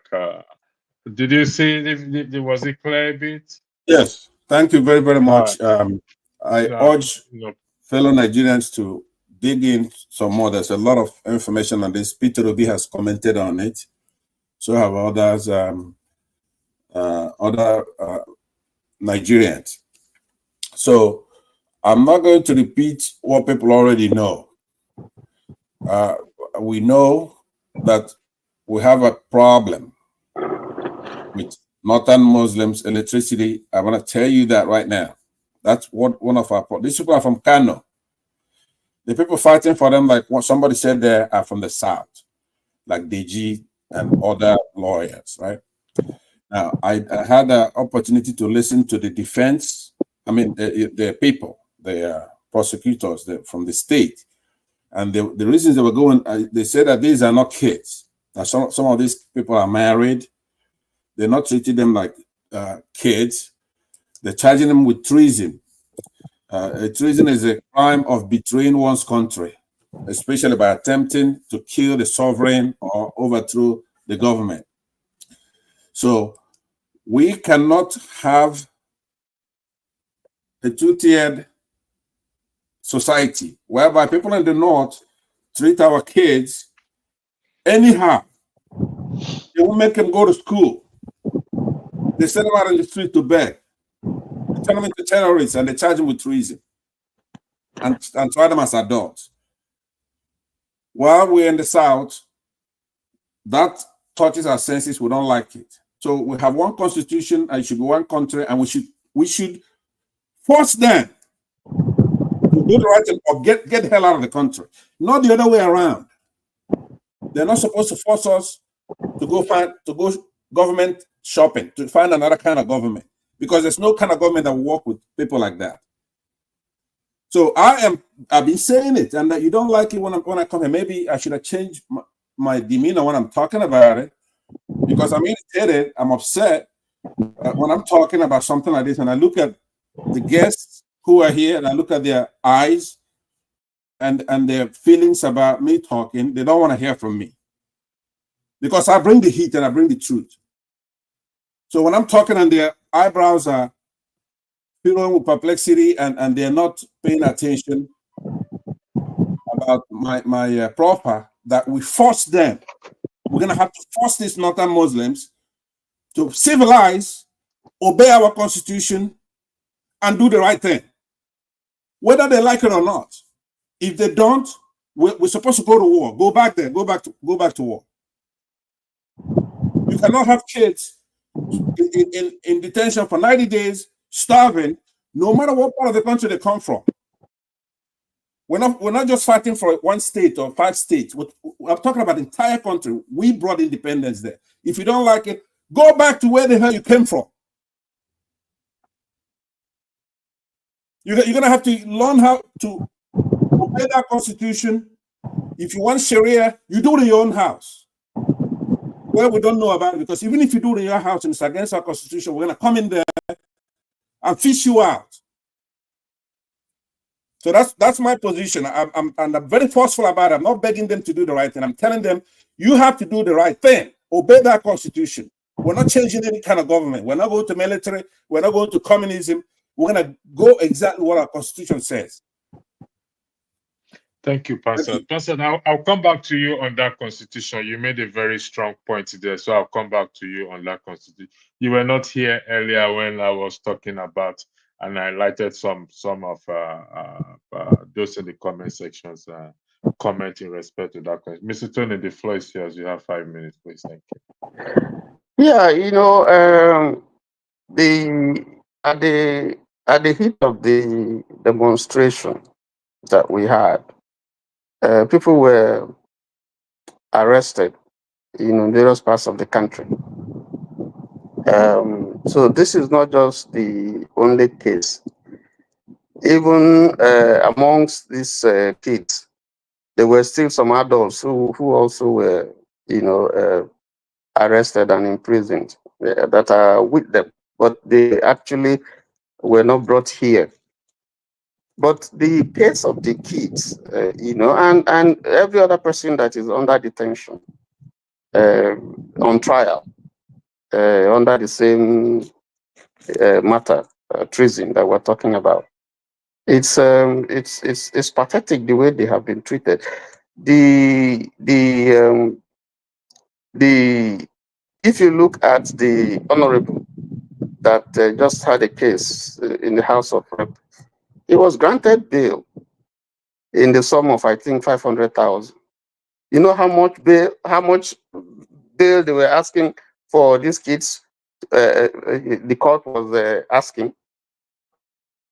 I think it's about 10 million or so. So somebody slapped somebody. Somebody who has the means to pay. I just want to see the system, the way, justice, the way it is applied. A big man assaulted somebody, and what is expected to pay as bail, is out, is a paltry sum.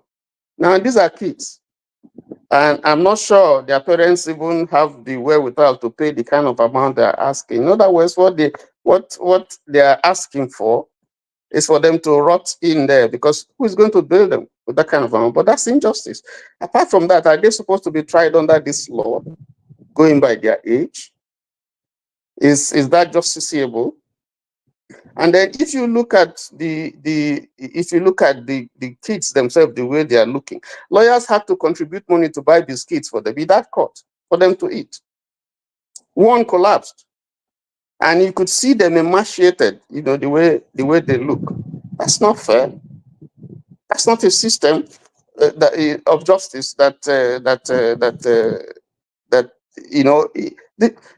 this is just a complete mockery of the judiciary. So I thank Deji and Falana who are standing in for them. But these are just parts of the problems that we're talking about, that the challenges that we're facing in governance today. It didn't start today though, but injustice everywhere. It's not right. It's not. It cannot be defended. They have overstayed the number of days that's by law that they are allowed to be held in detention. So there is an infringement even on their human rights. So I don't know, but that's the country. And that's why it is important that we all come together and deal with this system, because it's a system that is based on injustice. It's not based on fairness. And my point is that it is all over. It's not just a section. It's all over the country. Everybody is feeling these are the ones that we see. Many others that are happening. People who are languishing in jail, who have been kept there, nobody to speak for them, nobody to cover their case. So they are languishing and dying there. So all over. And it's sad. That's my point. Thank you, Mr. Tony, for that. I watched the video. Those are kids, for crying out loud. I don't even think some of them. I don't think any of them understand what treason is even all about. Even some of them can't speak English. Some of them can't even speak English. They don't even know what it is. It's crazy, to be honest. And from what the man was talking about, said they plan to overthrow Tinubu's government, for crying out loud. And where is the president for? And he's seen this, or let me just, I believe if he hasn't seen it, some of his own people must have seen this, and they allow it to stay. Like I said, it's all down to us. And Passat is right when he said it's not about north, south, east, west, this and that. And Passat, you were not here early when we were talking about the Constitution. And some people come here to say the Constitution is a fraud. The Constitution it's our problem, and I disagree with that. And you just There is wait no to. perfect constitution. There is no constitution that is perfect. The There U.S. is none. Constitution. The U.S. Constitution has been amended how many times? There's no constitution. If you find a place, and even the 1999 Constitution has been amended. So if you find a place that is not working, there are contradictions, you amend it. Are they So, not trying to amend some sorry, parts of the Tony. Constitution now? So yeah, they are the Sharia section of it. Pastor, how do we deal? This is a question to you. How do we deal with even those? I know freedom of speech, opinions, but I keep saying that some opinions are dangerous. Some opinions are dangerous. Where people spew out our constitution is a fraud, our constitution is responsible for where we are today, our constitution is a this, our constitution is a that. Even those who have not read the constitution will come here and say the same thing. How do we deal with such? Based on this, your argument you just made that I agree with. The floor is yours, Pastor. You got 5 minutes. All right, thank you very much. I must say that I am also in the camp of those who say that the Constitution is a fraud. Don't get me wrong. I'm living at the moment by saying we have a Constitution now. As shambolic as it is, we have to live with it until the people. See, people who say the Constitution is a fraud, they're going by the preambles of the Constitution, where it says mimicking, copying. We the people. We the people, which is Ipsissima Vaba from the United States, who they copied theirs from. So if it's not we the people, I know there's a scholar, Tony is his name, who's been making the case on Tony, that. is Right? it Tony Nandi? Yes, Tony Nandi. Okay. Yeah, he's more eloquent than I will be, so I'm not even going to try to say what he says. He goes around, he makes the case that because the Constitution says we the people did XYZ, and it's not we the people, is the military, right? We didn't send delegates. Now, on the other hand, people, maybe Tony here would say, no Constitution is perfect. If the army, they're part of the people. If they brought in scholars or whatever, it's still part of the people. So we could go back and forth. I take a more sensible approach to it. We have this particular Constitution. It could suffice if everybody's going to deal with it in good faith. No matter what kind of Constitution we have, which is why I attack the main problem itself, not the symptom. People have to deal in good faith.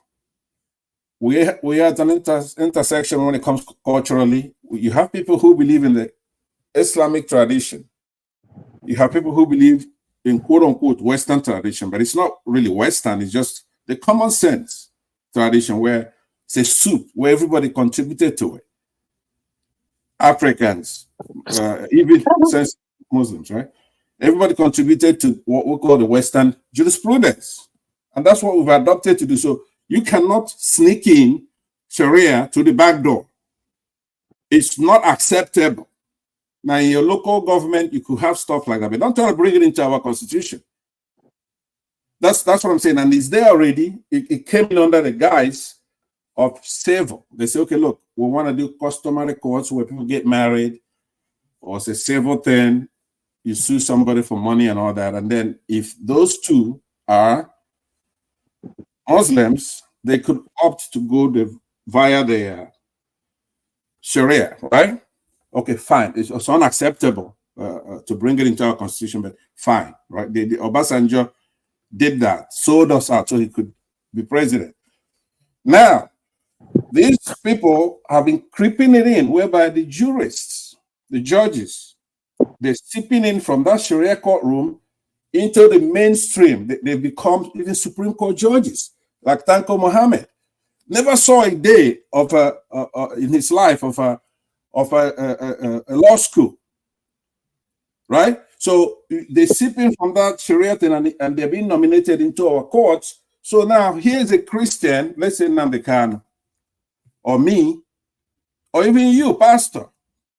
Now, you're a pastor. I've never asked you, are you a Muslim pastor? I don't think there's anything like that, but I'm assuming you're a pastor for the Lord. So now you're here, you're sitting in a courtroom, and you have a Sharia judge handling your case. That is anathema to the Western jurisprudence, because here in the United States, I know I'm going a lot long here, but let me just conclude by saying, here in the United States, you're supposed to be tried by a jury of your peers, not a jury of your enemies. Now, we don't have a jury system, which is even worse. You can, like here, if I'm in the United States, I go to a courtroom, I look around, they're doing what they call a Vodaya process, which is choosing the 12 people who are going to try your case. The judge, of course, you've already opted to go with the jury. You have a right to say, no, I don't want just one individual try me. I want a jury of my peers, 12. All of them have to say you're guilty. If one says you're not guilty, then you're not guilty. So that's this thing there for you, cushioning. So what I'm saying is that where you don't have a jury of your peers, now you have one judge, and that one judge is your enemy. For example, we're in the South, as a Biafran, we're in a state of war with Nigeria. They don't want to honor the deal that we made, no victim of vanquished. They want to treat us like we lost a war, and we didn't lose a war that we fought against Britain. So here, during Vodaya, I could look at a Muslim in the eye and say, I don't want you in my case. And he'd be thrown out for cause. They want to ask me, why you threw them out? I want him out because he looks at me as an infidel, and I look at him as somebody who needs some growing up to do. So now, what I'm saying therefore is that you go to Nigeria, you have these judges snippets coming in from the Sharia angle to our Supreme Court. So now, when you have kids like this come to court, they're not looked at as kids. Pastor, Mr. Tony, I beg your indulgence. Mr. Pastor, I got lost when you were talking, but let me. You reference to the Sharia. Have Sharia judge as individual, Muslim individual in the Supreme Court. Would that be correct? Yes. And these people were appointed by, they went through the normal procedure of being appointed. Yeah, the normal procedure being your governor recommends you, or the judicial council. They went through the normal procedure. Right. And that's whatever law they will apply to the case is going to be the law of the land and not Sharia law. Would that be correct? I have to give you a little caveat on that. Let me say, I know what you're asking me, so let me just cut it. For example, when Buhari came in there, we had a normal chief justice, right? Who went to law school, have degrees, it's been in the system. His name is Justice Onegin. So Buhari came in there and removed me illegally. In order to remove a chief justice, a president cannot just remove a chief justice, right? Because there are three equal branches of government: judiciary, executive, and the legislature. So he's supposed to recommend to the Senate, where he needs not just a majority, super majority, to remove that chief justice, Onegin. He didn't, so he just suspended him and then appointed this Tanko Mohammed, who is a Sharia judge. Never been to law school anywhere. So now, you made an important point. When I said earlier that our lawmakers, they have our greatest problem in that country. When Buhari removed and did not consult, I don't know the procedure of removing a judge. So our lawmakers, but what cases did the judge preside over, the Supreme Court judge, that made you to come to that conclusion that because it's a Muslim, its judgment is based or is biased or is based on that Muslim rhetoric that you are talking about? Can you cite a case for me, please? Yes. Buhari, I mean, Jonathan versus Buhari, for example. So many And what was the case about, please? The election was rigged in favor of Buhari, right? And Jonathan, they appeal, they go there, they won't pay any mind to it because they are using our courts. Let me say, this is very important here. What it is that, you remember when Masker he was a very brilliant northerner, right? And he's tolerant of everybody. He comes here. He's no friend of mine, but he's friend of everybody who comes on this platform. Right? You know, Masker. So I asked Masker a pointed question: do Muslims, those who are adherents to that religion, do they believe in democracy? And he was candid. He told me, no, they don't. They believe that there's a council that's supposed to pick the leader of a country. Okay. So what they're using, Pastor, can you focus on the question, please? You talk about jurisprudence. I'm asking you a straightforward question. Yeah. Did you read any of the cases that the judge presided on? And you're saying definitively that he was biased because it's a Muslim. It's a question, please. Yes. I have a litany of, I gave you one, but virtually every election map, right? They will not, even though be case, Obi and versus Tinubu case, the judges will not look at the evidence. Look, you know how. You think it's because Tinubu is a Muslim and that is why they favor him? Exactly. Muslim ticket. Don't do this, let me conclude. I think Tony wants to come in here. I'll come back to you. And let me go to Tony.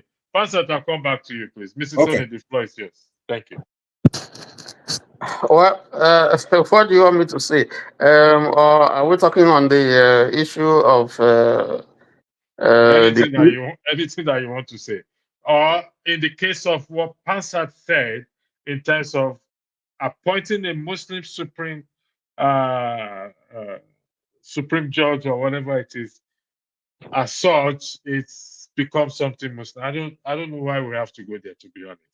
But I yield the floor to you.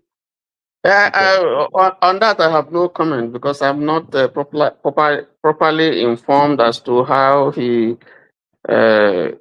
became. I know there's a succession, there's a laid down succession rule when it comes to who becomes the Chief Justice of the Federation, and then when he's supposed to exit. Other than that, I don't know. But if you are talking about the judiciary, yes, we've had issues with the judiciary, particularly in electoral jurisprudence. We saw the Bukachuanization of the judiciary. We have seen, people tell you go to court because obviously they know that if you go there, you are not likely to get justice. So the judiciary is a problem, and they acknowledge it. Even lawyers acknowledge it. No less a person than Jibril Okutepa, SAM. Has said it. He indicted the judiciary. He's a senior lawyer. And there's so many others who have indicted the judiciary. But the judiciary is part of the system. So there are human beings in there. They are Nigerians. So they are also affected by the decay and that is in the system. So that is why I'm saying that you need really to rework the system, because we are in the system and everybody who is there, just like oil, that affects one finger and infects all the other fingers. There's a problem, there's a problem. But leadership is critical in solving this problem. And then followership also, because followership are the ones that bring the leaders. So if followership has been cowed and they kowtow to leadership, then that's a problem. The judiciary that is supposed to check them and the legislature, if they're also bought over, then that's the balancing system, checks and balances that is supposed to keep the system stable and keep it afloat, is being destroyed. So that is the situation that you have now, and it's unfortunate. But again, back to our topic.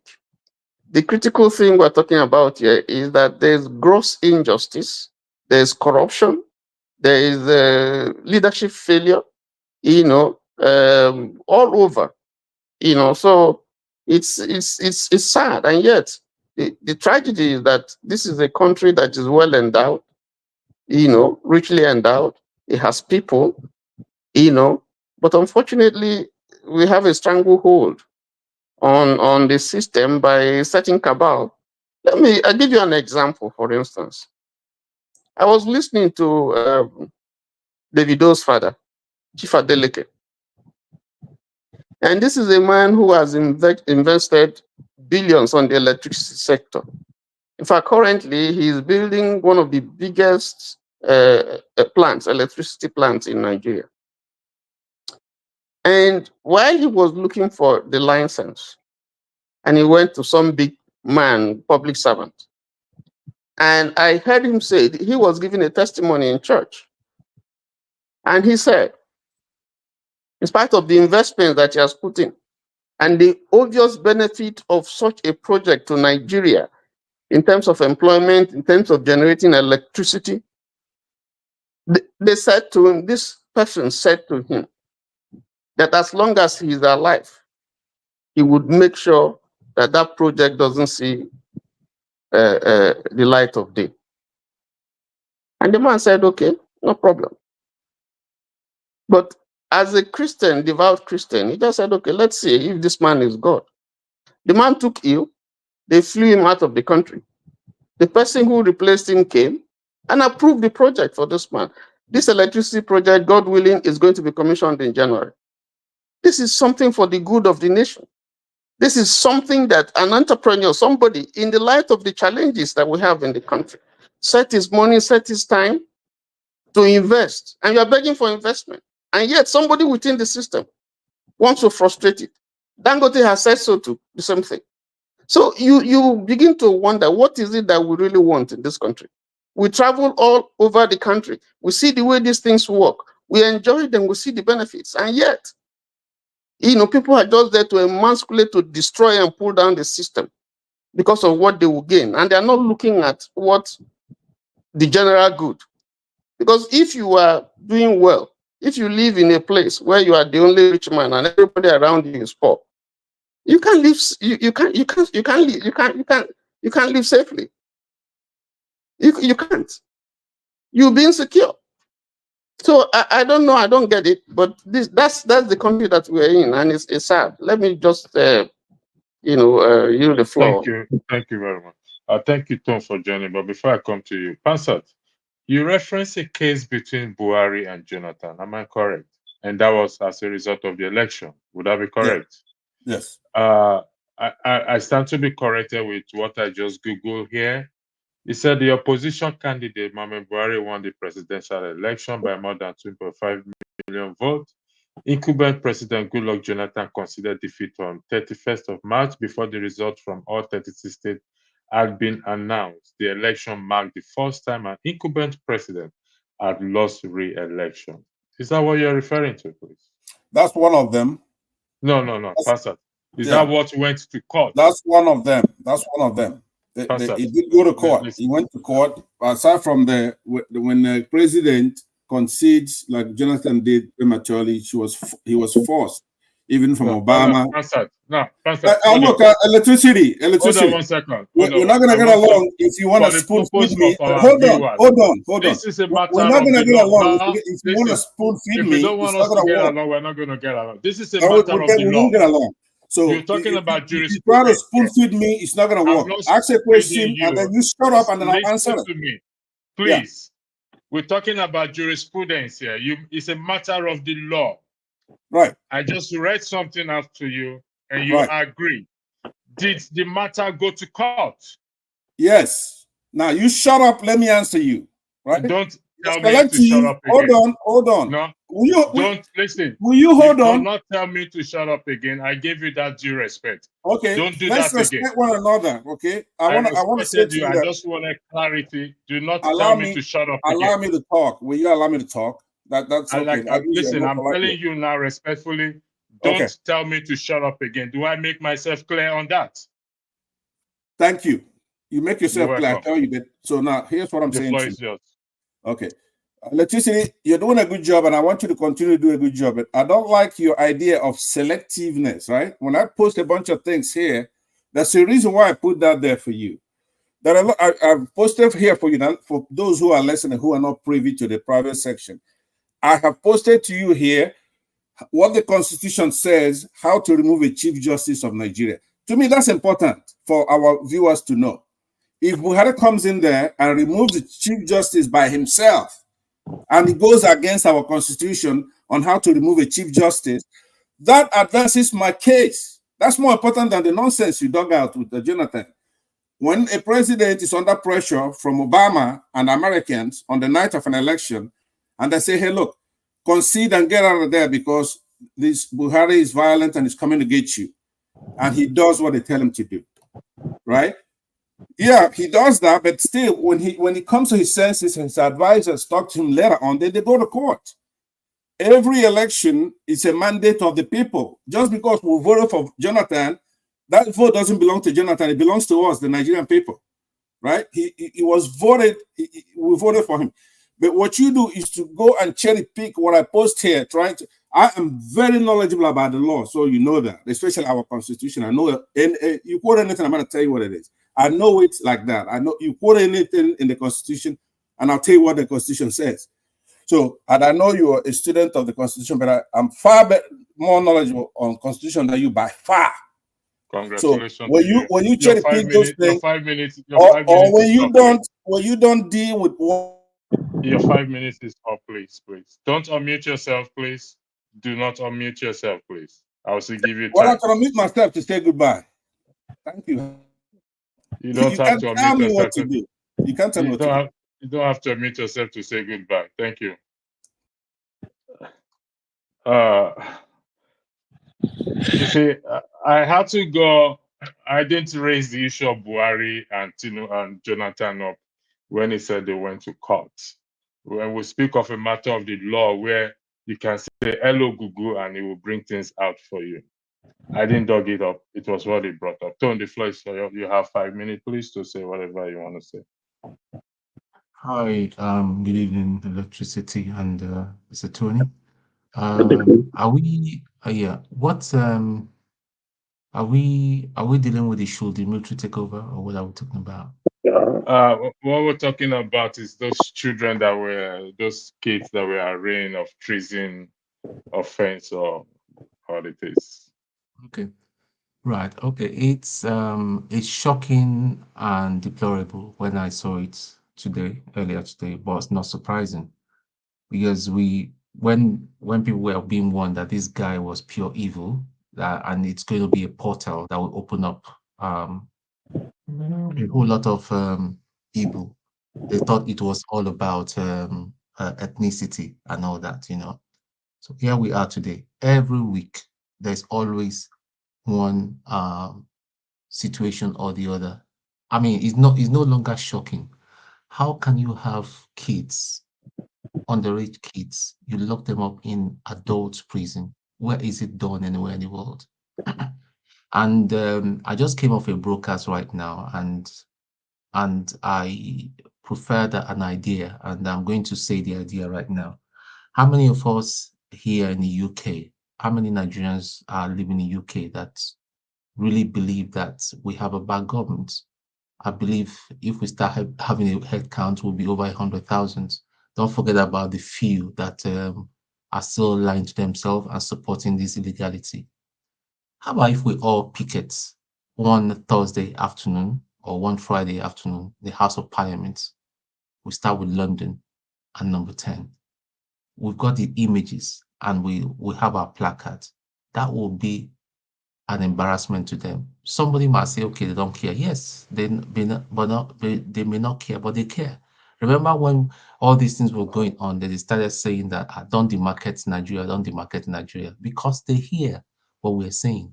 So we need to start organizing ourselves and start picketing. And electricity, this brings me on to the next thing so that you understand my mindset. Sometimes when I get upset, but I've decided I'm not going to get upset at anybody and all that. I mean, so that's why I've taken time out just to clear my head from all this nonsense. That's why it pains me to the core of my spirit when I see people supporting people that are supporting Tinubu. How can you lock up children? Even the police officer was saying that he had the effrontery to say that these are not children, these are adults. Even very dark man showed the few that you could see even their ribs. They were starving. How can you do that to children if you're not a monster? And this man has children, you have grandchildren. Do they have feelings at all? Look at the few days ago, the House of Rep guy that beat up the Uber man and all that, and his colleagues obviously made an excuse for him that he had a passionate. That is the thing. Criminality is just everywhere, and they support it. So my suggestion is let's start thinking about it. We can organize this thing. If we can hit about even we can have even between 20 and 30K, 20,000 people on one Friday afternoon, maybe the next 1 month, and hit the House of Parliament. Hit number 10. The international press are going to carry this. It's going to embarrass them. And you know, there are a lot of organizations that okay, they look after children regardless and all that. This is going to be an embarrassment to them. And this is part of the pressure group that we need to be driving. We live in a society where there's a freedom of speech to some certain extent, so far you do it within the letters of the law. That is how we can start. And anytime we hear that this man is coming to the UK, some folks even know where the wife lives in the here in the UK. We go and picket. Go and picket. So far we don't do any criminal damage to any their property and all that. We just picket with our placards that they will know there is no hiding place. And this could catch fire. People in the US should organize themselves. They know where, like, okay, MC Oluomo, is it not? Does he not live in America? How many people have gone outside where he lives and all that, and let Americans know that this is a criminal that is living in the US? This is a criminal. His kids are in the US. They are walking about like normal. I mean, make life uncomfortable for them. Then they will start thinking twice. So that's my thing. But Thank you very much for that. It's not a yeah, bad idea. It's a good idea for those in diaspora to picket in front of the House of Parliament, and hopefully Rudolph will organize. Well, Rudolph is in the US, so he will organize the one in the US. I think Shaw is in the UK, and yeah, us here can so we can organize something and all that. yeah, We'll be hitting so the street. We're not saying no criminal damage. We come out. We'll have a placard and all that. People that can thank, print T-shirts, we print T-shirts and tell the world what thank you. this guy is not just an election fraudster. I, He's I also ready think the to world murder. already know. I think in my opinion, for anything to be that effective, we'll have to be back. We'll have to be on the ground in Nigeria. Yes, there's not people. I mean, the Jews and the Palestinians. They go to the parliament. They go to the White House. They complain. They campaign. Some have effect, some don't have effect.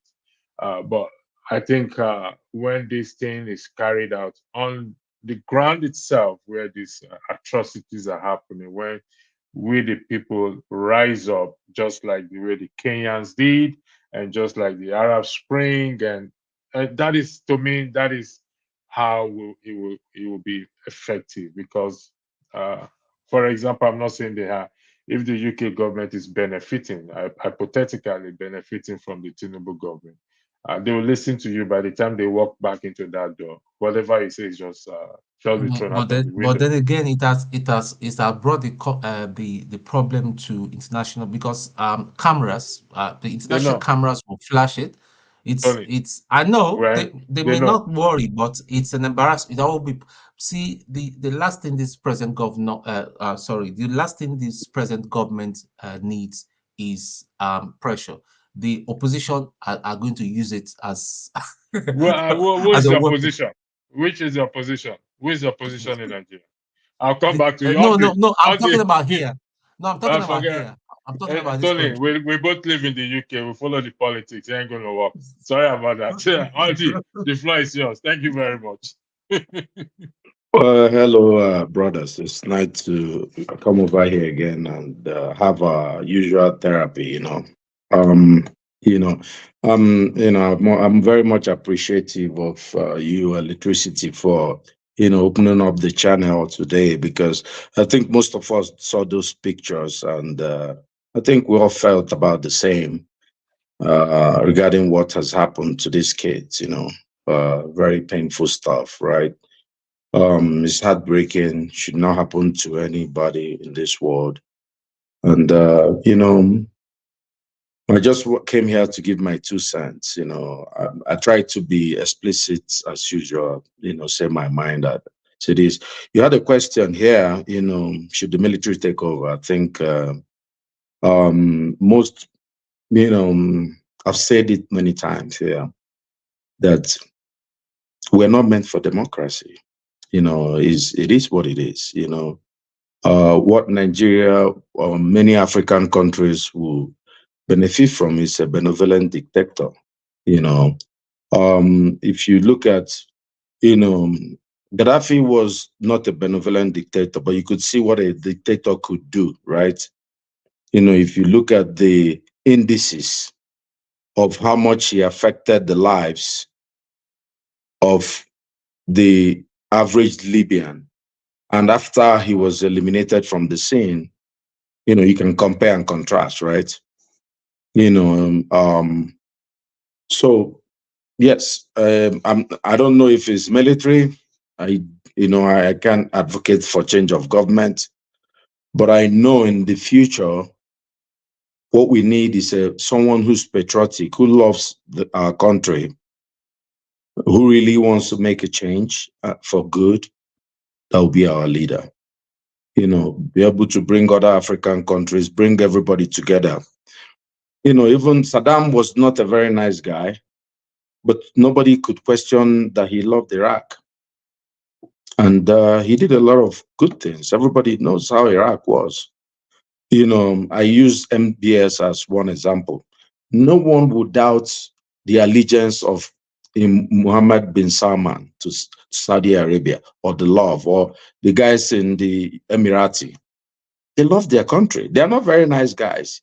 You come to look, and I said, look, I'm able to trade a little freedom for good living, right? I don't, if, now you can insult Tinubu, saying, well, if you insult him, they will even arrest you now. So there's nothing. They're not patriotic. They're not giving anything to us. And at the same time, we're not free. But, being blunt as usual, and many people rile many people up now. Look, for the kids, I'm heartbroken. These kids are innocent children. I know they are used during election and riots and all this stuff. It's not like, these are mostly will be Amajuris, if from a little knowledge of the North.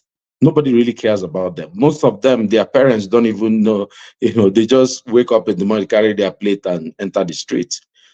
That's why I'm happy some leaders in the North are joining in to say, look, this is unacceptable. Don't tell me, apart from the Southwest, most of the Tinubu's cabinet, they are Northerners. See how the number 3, right? The number 2 is a Northerner, right? Number 3 is a Northerner.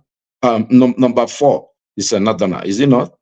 The Speaker of the House, the Speaker of the House is a Northerner. The Vice President is a Northerner.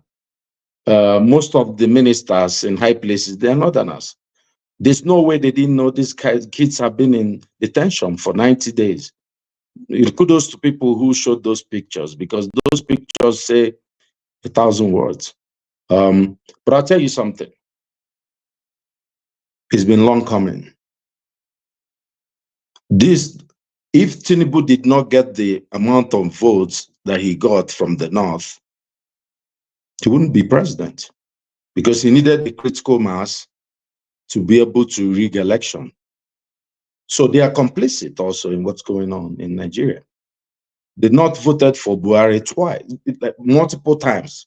Even when Buhari screwed up the first term, they voted for him again.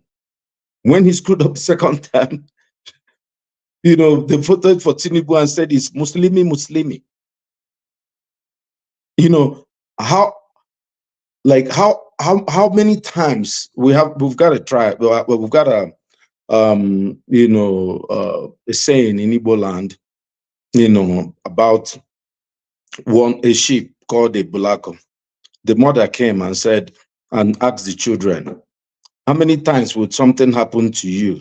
It was asking 8 of them for you to learn to be able to not make mistakes again. One said 8 times, said, okay, good. One said 7, said good. 6, good. One said 1, everybody clapped for him.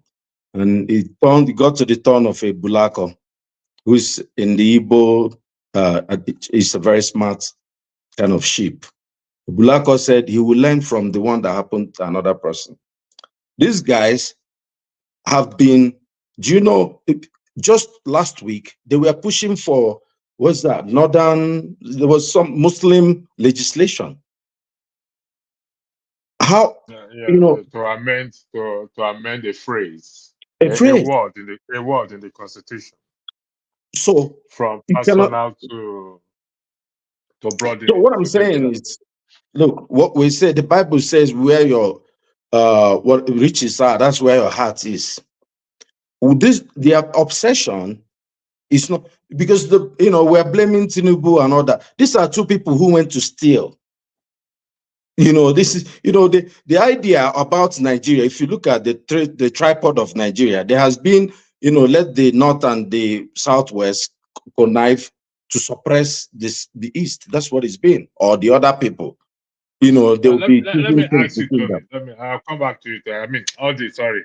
I'll come to you, Tony. Audie, this issue of suppressing the East or the IPOB, this and that, I'm a bit confused.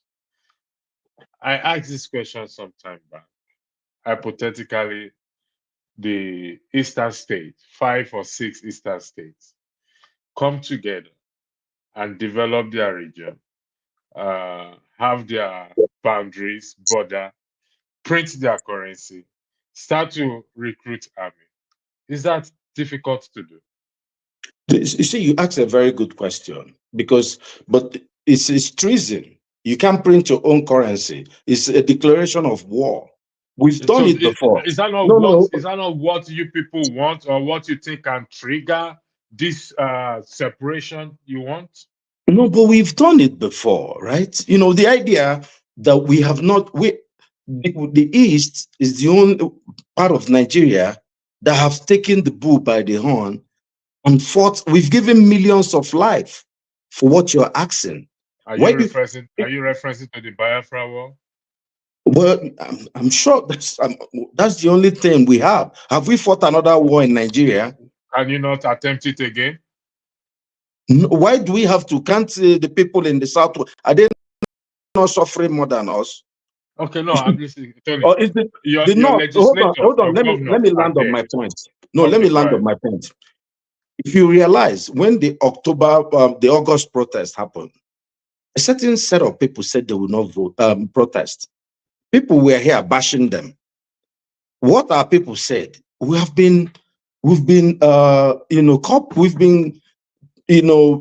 sacrificial lambs for this thing so many years. We don't even need to do anything for people to come and kill us. Remember, when this protest was happening, the elements in Lagos State that are in leadership went on overdrive that Obi was arranging for a protest. It was like an Igbo protest. Out the Northerners said, no, it's our protest. They said, no, it's not what, it's not your own. It's these people. Guess what? Imagine if it were boys from Enugu there. Nobody will talk about it. Nobody. This is what people say, oh no, it would to be swept under the carpet. Those boys would die there. Do you know how many IPOP people they have killed? And look, you know, everybody knows my background. I don't believe. I believe that more is what we need. I don't believe in. Look, personally, I don't think that I'm not a Biafra kind of person because I don't think it's going to happen, right? Because you did ask, though I want to come back. I'll give because you did talk about. It was Tone that mentioned something about picketing people. And I really, really want to comment on that if you give me the I'll time. come back. Let me give Tony the floor, then I'll come back to you. Tony, the floor is yours, please. I wish Pansat was here listening to Odi. I'm sure he will give you a fight anyway. But he choose not to be respectful. But I, you know, these are the points that one Sorry, has been making. me and Pansat have agreed that they will give us a session. And we'll just not duke it out. No, he will fight you. But you see, I like your fair-mindedness, and that's what I try to do. You know, because this platform is supposed to be one where there should be a balance. We're discussing Nigeria, and unfortunately, there are people who don't believe in Nigeria. I believe in Nigeria. I believe that the more the merrier. I believe that in spite of how bad the system is, and it didn't start from Tinubu, in fairness to the government, you know, but we have had decay all over the years. But it has gotten worse. Okay, it has gotten worse. Now, that's so bad that you cannot look at any particular system and say, okay, this is the one that is giving us hope. You can't look at the judiciary. You can't look at the legislators. You can't look at the executive, down to the local government level. You can't even look at the followership. So if you want to address this problem, I don't subscribe to revolution because you don't always know what revolution would result in. After revolution, so what? What's next? You know? And if you look at the history of revolutions, not all of them have turned the way people want it to be. But I think what we agree is that there is a need for change because the way we are going now is not a way that will lead Nigeria to greatness. So my thinking, first of all, is there are 3 critical issues that we need to address. And all of them will go back to leadership and followership. But one of them is the balancing that the Constitution envisaged, you know, between the 3 levels. I mean, the executive, the judiciary, and the legislature. If that can be established, where you have the legislature asserting itself and looking the executive in the face to say, listen, we are equal partners in this journey, and they will do the right thing. And then you have a judiciary that will take us back to the days of Chukwudifio Puta, Kaide Esho, Nikki Toby, and so many of them, who will look at the matter straight in the face. And well, we had those landmark rulings, even when you disagree with them, but you will see reason, you will see good reason in their judgment. These days, you don't seem to find any of those cases where you can quote, where you can say, they can stand and say this is a landmark judgment. So we have a problem. So if we're able to address those 3 levels, where people can stand and can question leadership, where the institutions work, and where the followership should realize that if all these things that are happening, they are the ones that suffer. You know, so it's all encompassing. You know, so and the decay is everywhere. We're talking about these kids now. There are still many other people who are languishing in jails, in detention. They are not tried, and nobody, has heard of them. Nobody can push their case for them. It's unfortunate. You Thank know, you, Tom. it's sad. Thank you. Revolution, you're raising your hands up. Thanks for coming, Johnny.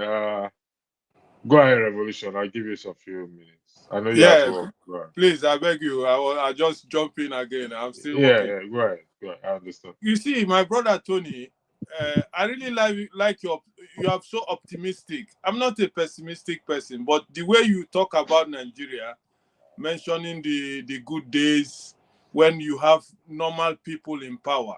Sometimes you see me smiling when you are making this basement. You lay that foundation very nicely, as if you don't know the country you are talking about. That is where I start to wonder, what is this, my brother? Where are you living? Are you still dreaming, or is it just that you believe you just want Nigeria to remain the way it is, people suffering? Or are you just pretending as if you don't know the problem of that country? Because when you are saying that revolution has never worked, or revolution is a problem, or this or that, then you are telling Nigerians to keep suffering.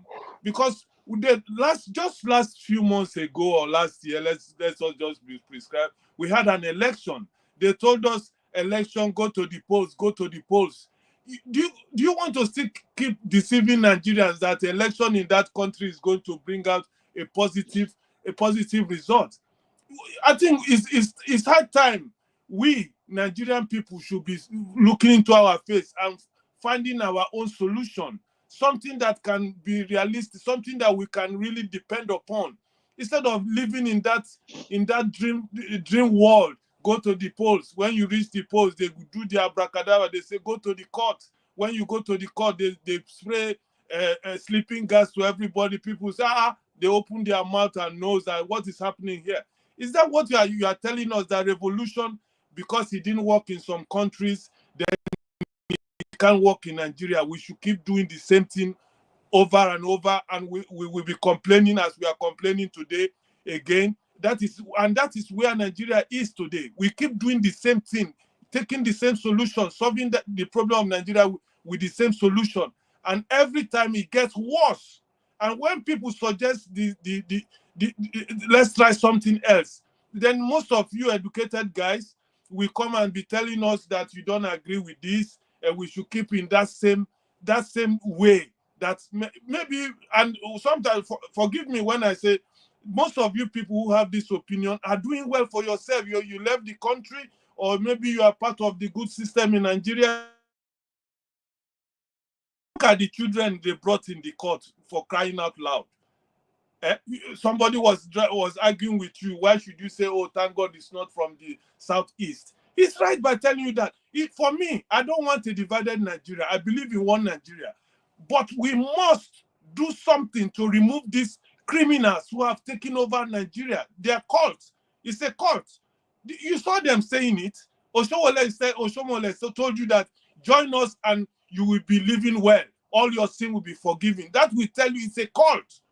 That is what we are saying. They have to be removed. And the only way possible to remove these people right now is through revolution. Something that will panic them. Something that will make them realize that, oh, these people, enough is enough. Oh. They have, and we will get all of them when the time comes. And people like Fidel Castro, they did it in Cuba. They revolutionized that country. You understand me? It depends on, I told They revolutionize. Sorry. Andrew, please let me Sorry. just round up. Let me round up, because I will leave you guys. Tony, hold on. Let him round up. It's at work. Just a second. I won't take Go much ahead. time. Go ahead, People Revolution. like Fidel Castro, they did a lot of things in Cuba, in the whole world. He came in and they changed the system. We don't want soldiers who will come there and come to steal. They are good soldiers, especially the young ones. We don't want them when they come now. They bring Nigerian system. Then after fighting, they come and hand it over to one general. They say he's this most senior. We don't want those type of things in that country. Dan, you know it's a very hard thing for us to make, to determine who is a good soldier and who is a bad soldier. You know that very well. No, but when the revolutionaries come, we know them. Okay. Can I say something? What was Nzogu's intention when he planned the coup? Brother, you are taking us too back No, when no, I'm Nigeria asking was you. still good. No, Don't I'm take us asking that you far. That now. was the good times of Nigeria, even Hold though on. it failed. Okay, Bring let us me. to what? Okay, hold on. Bring Hold on. us to the present day. What is Okay, happening in Nigeria today? That is where okay, I'm interested in. okay, hold on. If you say that revolution is the only way that Nigeria can be changed, that's your own position. There's no the way. Brother, There's never. the one that has been happening in Hold Nigeria, on, which hold on. you are, excuse me, I Mr. listen to Tony, you now. wait, hold on. The one that you are telling us is what has been happening in Nigeria for years. Nothing changed. Let's try something else. That is what we are begging you people. And it has to be revolution. Are you going to lead the revolution? So what is the next step? They told us go to the election. We That's went what to I'm the telling you. election. We went to the election. Nothing happened. Okay, hold on, hold on. Something happened. If you say nothing happened, you are being simplistic. Something happened. Excuse me. The time Excuse me, the election excuse me. was coming, petrol was 200 naira. Wait Petrol now. was 200 naira. How much Okay, is petrol today? I've heard you. Wait now. If you say nothing happened during the presidential election, that is not true. Because we saw people who went to the who won election and they didn't have to pay 100 million and 200 million. That is a step forward. And where are they today? Wait Where now. are they today? Oh Lord. Wait now. No, Tony, let us be realistic. Where Wait are now. they today? Listen. Change Please, is not. I have to go. Okay. Thank All you. right. What I'm trying to I say. had to hold on What one I'm second. trying to say is there's nothing like one way of looking at an issue. There cannot be, because the problems are multifarious, and every problem has, Nigeria is a very complex country, and so if you say the only way that will solve this problem is through revolution, what kind of revolution? Okay, can I have my, I wanted to say something. I Audi, wanted to comment on what Audi, Tony said before he jumps in. yeah. Before Audi, what's the name again? Dan Revolution says it's a revolution that only revolution can save the country. Going back to our argument as to the eastern states having their own developing their region, having their own military, printing their own money. Is that not a revolution that you people should, the Eastern, I beg your pardon, forgive my language using you people. But why should we build the cat again? We have already. Why do we have to be Jesus again? Jesus has died. We have already died. Why do you want us to die again? Try and die too now. This is No, no, hold on now. Let me say. Audi, I'm wait. not upset I'm though. on your side. I'm on Let your me. side. I You know know. I'm on your side. We're having an intellectual discussion. Yeah, I'm okay, go saying ahead. you're asking why can't the East create this government, essentially lead the revolution. I'm saying Not just lead their own revolution. Well, no, it can't be our own revolution, because what you're trying to benefit is from our own, intervention. You're hoping that, let's say, the East does lead the revolution, then every other person will benefit. We've tried it before. There's something called a Buri Accord.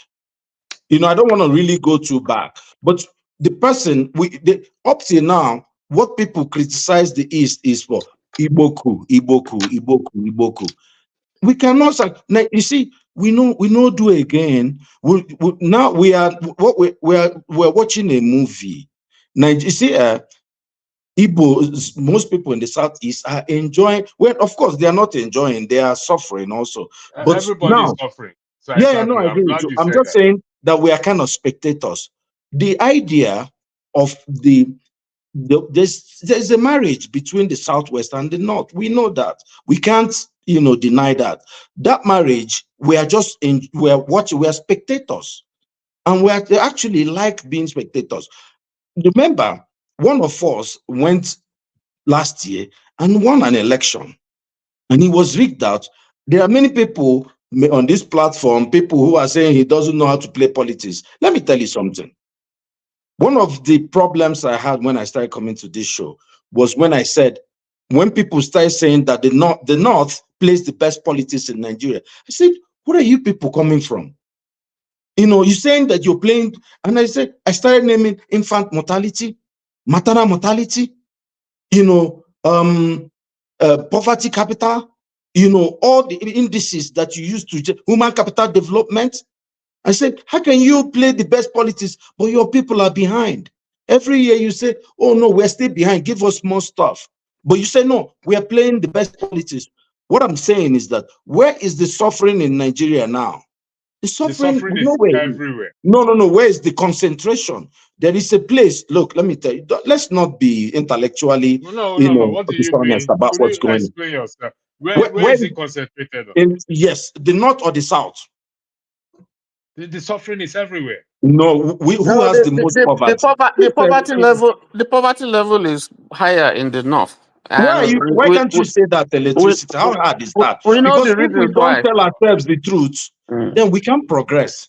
Because our brothers in the north, you know, look, many of them are honest, decent people who just want good life.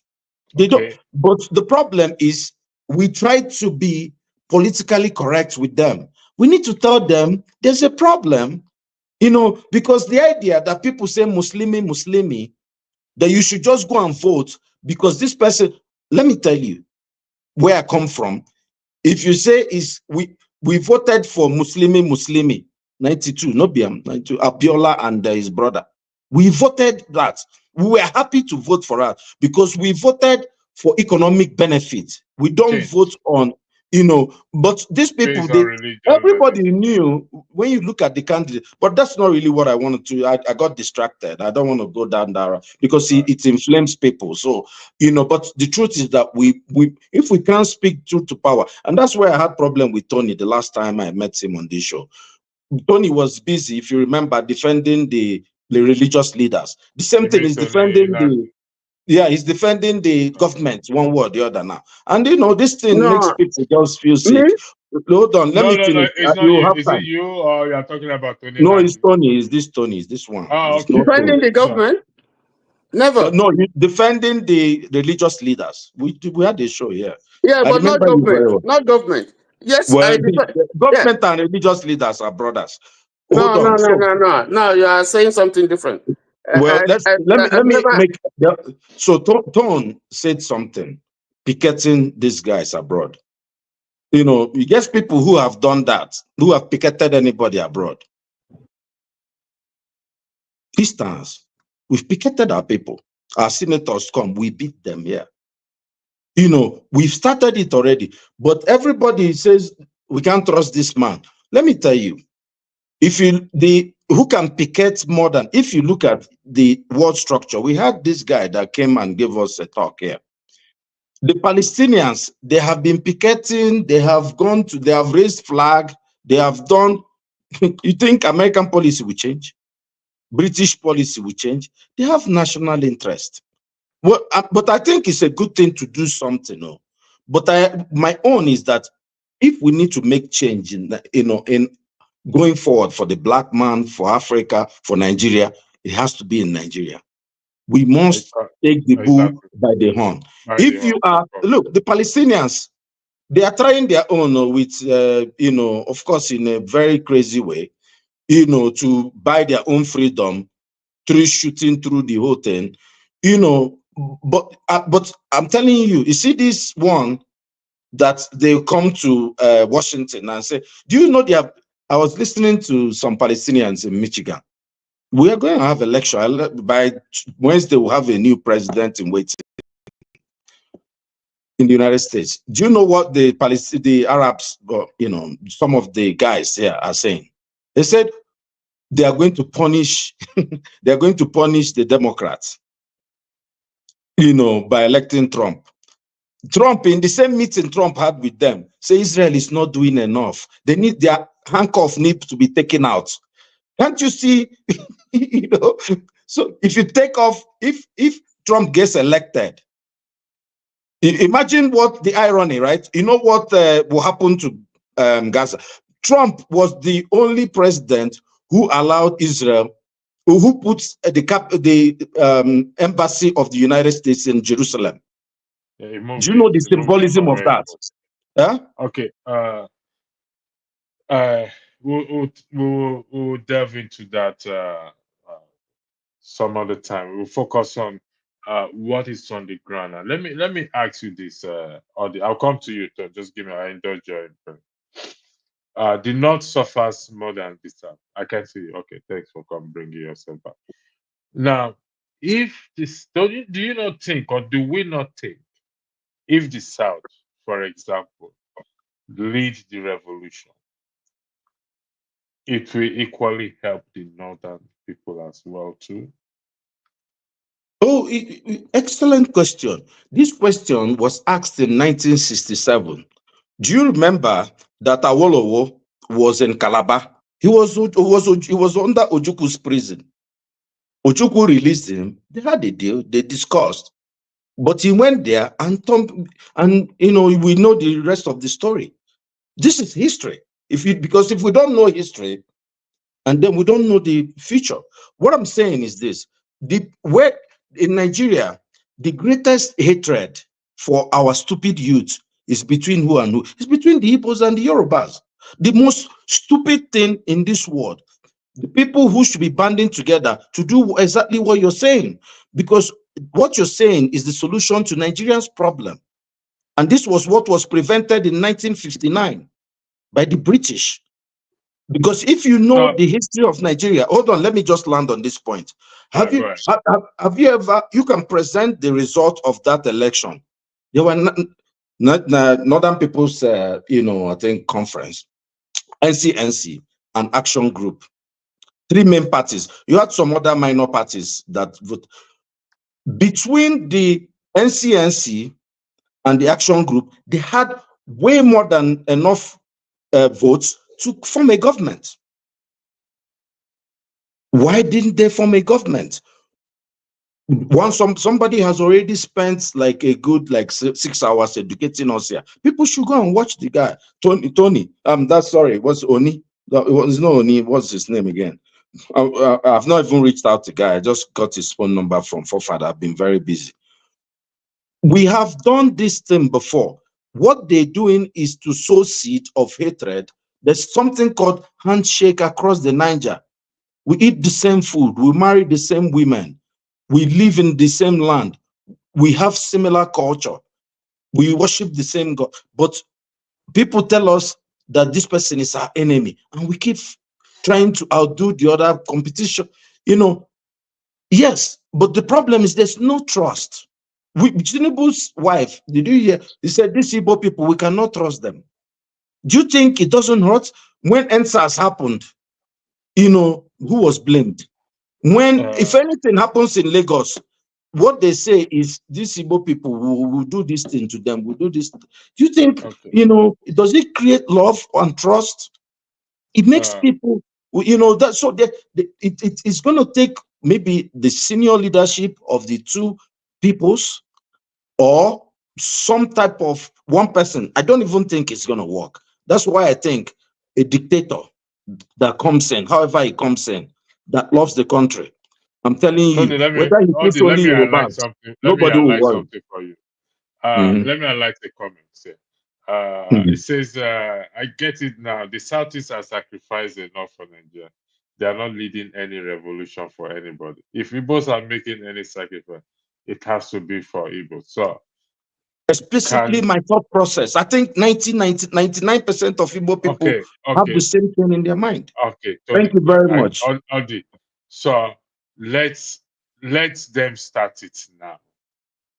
You understand what I'm saying? Look, let me tell you, if the Yoruba people start smarting, we don't go since yesterday. Igbo people don't go since yesterday. But look, it's not gonna happen. You know what's not gonna. People are scared in Nigeria. People don't. Sorry, you see. I end with what Fela said. He said, "I don't want that. I just marry. My wife just born.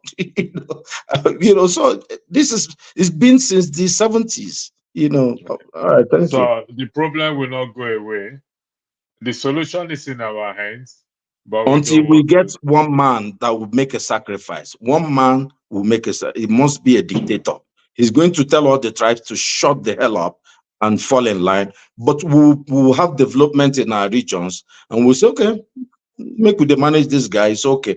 The man can be from Benue. The man can be from Kogi. The man can be from Kanu. Abacha was even trying to do something. It's just that he couldn't be straight about what he was doing, before they took him out. If he's from Katsina and he wants to be there till 50 years and make Nigeria to be like Dubai, let him be ruling. Now, what concern me? I don't think we will bother about that. Yes, I agree with you that we need a man, not necessarily the military. We need a man. It doesn't. I don't support military takeover at all. I think Fofana have a broadcast after this broadcast, so I'll be conscious of the time. So I'll give each. I'll start with you, Tone. I'll give you 3 minutes. I'll go to Tony. I'll give you 3 minutes. I'll go to Audie. Okay. I'll give you 2 Okay. minutes as well, just to give your Thank you. closing argument. Okay, thank you. We keep saying we don't want military, we don't want military. We don't want military, we don't want military. What we are seeing now, did the military do half of what Tinubu is doing today? At least the military itself, people were They did not. They did not. People could even write and criticize them and all that. Only one, sometimes they'll just warn you, watch your mouth and all that. But they listen sometimes. So what are we talking about? This is the first time in my adult life that I've heard that the chief of army staff, they can't tell us where he is. Rumors went about that he was sick and passed away. Now we're having an acting chief of army staff. I've never heard it, even when I was there, part of that organization. I've never heard it. And besides all these people that are there, I know all of them. But I don't want to reveal too much. But I know all of them. Most of them, like I said, electricity. If you listen, when those army chiefs are not, even the one that headed the Navy, now he lied about his age. I know him in the academy. So all these people are big people. The truth is that the generals will not put their neck on the line because they don't want to be executed. If anything dynamic is going to happen, it's going to be we'll be looking about majors and all that. But the way Obasanjo has organized the army is so difficult for you in that rank to be able to pull off a coup, because he has put a system that it will be so difficult for a coup to be successful. So I don't have any problem if a military guy comes in and is successful, he takes over government, but he has a plan to set the country right in the next 10 years, 15 years, so be it. To be quite honest, the civilian had done more harm to Nigeria than the military. Now, Tony was asking, I think it was Tony that was asking somebody, why did Nzogo and his guys strike? It's because of what we are seeing today. Part of the bigotry that we are seeing today has started back then. The politicians were misbehaving. If we see, why do you think they took out history from school? They're not stupid. A lot of people don't even know about the Wild West, the words here and all that, all the things that culminated into it. A lot of kids do not know what is going on. They don't even have an idea, and that is what is replaying again.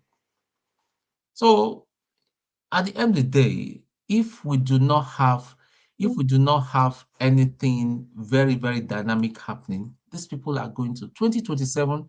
I'm not supporting Obi. Even right now, I don't think Obi is the right man to do the job. I'm saying this in front of camera because his approach will not yield anything. When the sorry, let me just say something. Sorry, no vex. No, Audie, you have your time. It's 3 minutes. No, I just wanted to chip something so he can carry it on in what he's saying. It's 3 minutes is up. So you don't. It's 3 minutes is up. All right, Mr. Tony. Tony, your 3 minutes is up. Sorry about that. Mr. Tony, your time is. You have your time start now, please. Okay, let me quickly correct something now.